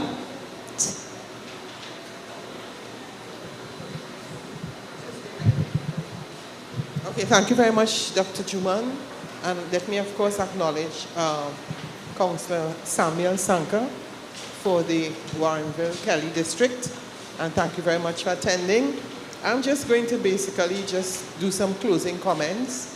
I want to ask us to put our hands together for Dr. Juma and the entire team from the IMA. As I said in the beginning, it's my pleasure to be here. This is my first time in the complex, not in Warrenville. I mean, it's an area that I pass through, fairly regularly. And I'm very grateful for the information that they provided.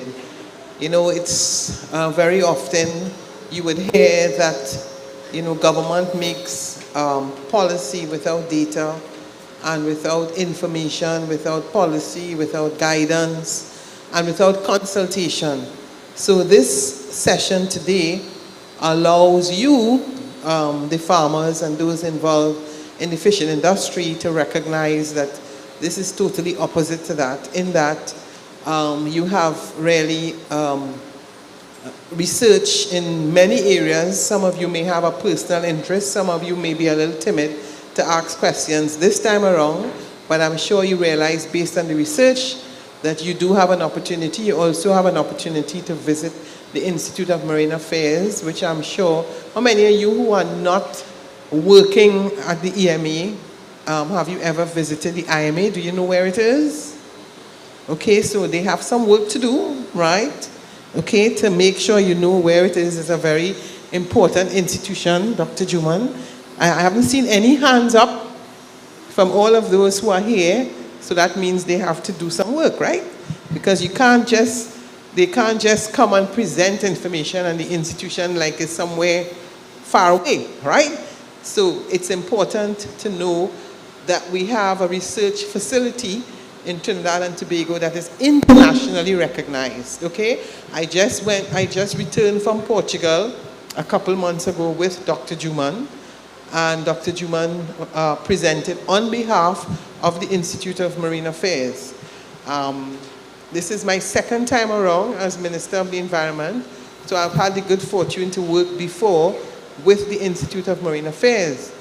And what is good about it is that you get to know that you have such an institution that is doing the kind of research that can help you as farmers make better decisions, and you can understand that what they're doing is not either to penalize you or to deny you from being a good farmer, but what it is to present you with the kind of information that you can make better decisions, and you can have better yields, and you can understand what is going on in your rivers and the Caroni swamp and all those things that are being impacted. And to me, that is really what today is all about. So I'm going to put in a little plug for you that from time to time, that they can invite you and you can see what goes on. I mean, I made sure as the minister, that I would go and of course, I'm very fascinated by the research that is going on, and they can tell you all about coastal erosion. I mean, there are a lot of things that they can tell you that is important, but today was specifically in this area of the agricultural and the fishing sector. So for those of us who understand that Warrenville, as Councillor Sanka said, has developed a reputation for the corn, but also that this is an area that people pass through to get the crab and to get the oysters. So you also want people to be comfortable that when you serve the oysters and they buy the crab to cook their dish, that is very famous. I mean, there's a difference between the crab here and the crab that is sold in Tobago, although Tobago has this kind of crab, but most of the people go to Tobago for the blue crab. So we're familiar with the crab coming from all these areas, and down in Oropouche and down in Manzalina, and you know that it's a delicacy, especially for those who can cook it very well, and there's nothing better than a rice dal and a curry crab, right?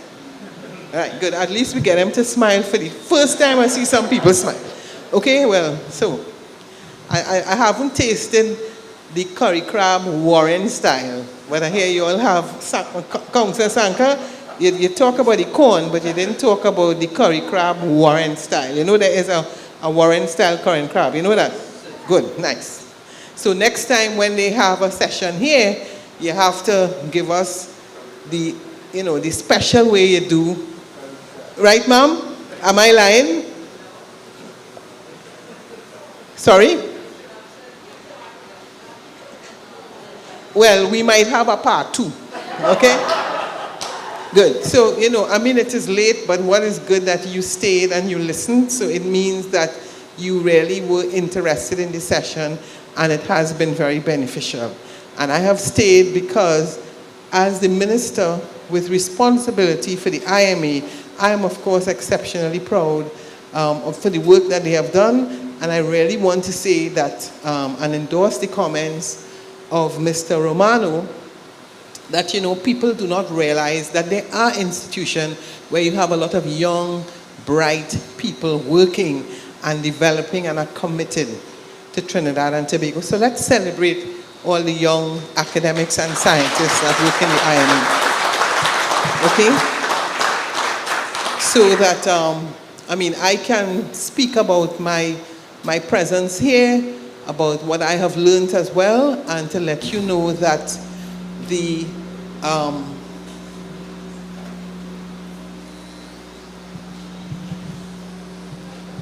back.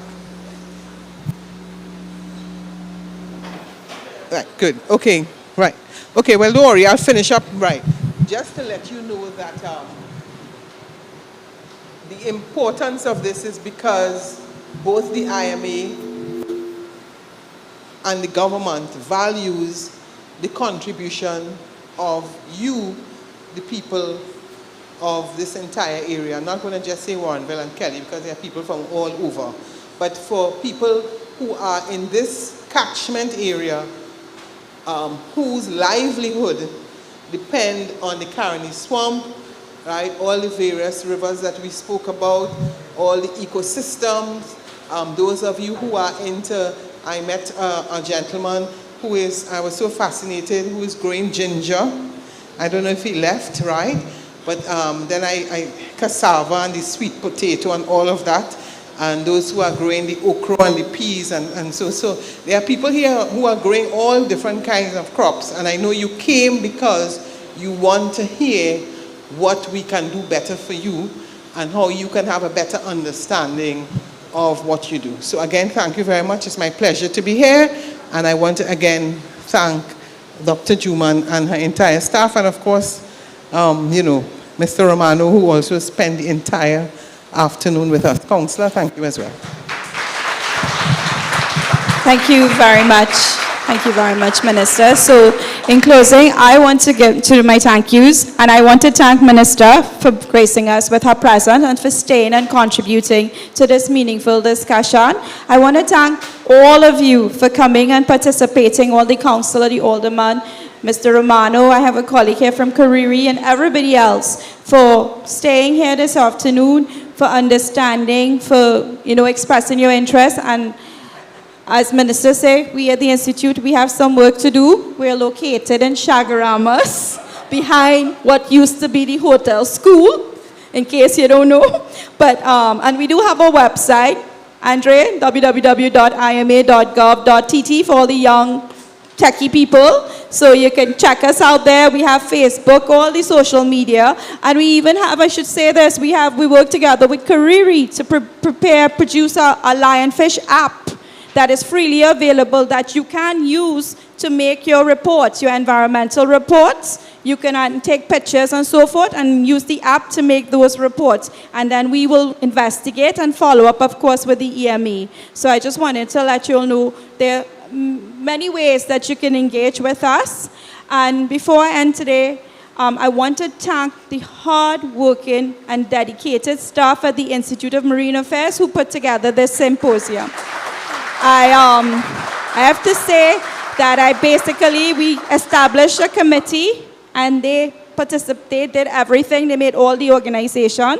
I want to make special commendations to Ramona O'Brien, to Lester Dudnat, our organization committee, Tracy Medina, Crystal, Ganis, Lal, Glendon Glasgow, Lisa, everybody who's here, Brent, and our IT team. You would have seen our IT team. The IT manager is sitting there. That is Mr. Hanif, Andre Hanif, and our IT team, who has been working hard to make sure that everything flows smoothly. And of course, the presenters and the scientists. And as Minister Reggie said, I have young, bright scientists who are enthusiastic and want to do research. We even have some young OJTs that are working with us as well, who also have a passion. We all have a passion for the environment, and we're here because we want to make things better. So my colleague, that's why we're here. We want to make things better. We want to see change. And luckily, some of us would be around, not me necessarily, but some of the other younger ones are going to be around for a longer period of time. And we hope that in years to come, we can actually report on a lot of changes. So thank you, everybody. Thank you again. And I wanted to say also thank you for the venue. Yes, this has been a wonderful venue. So I think the manager is around somewhere. Thank you very much for facilitating us. Pardon? Okay then. And also too, before I forget, thank you to my audience who are listening to us online. And again, stay in contact, reach out to us, and let us see how we can work together to make Trinidad and Tobago better. Thank you so much.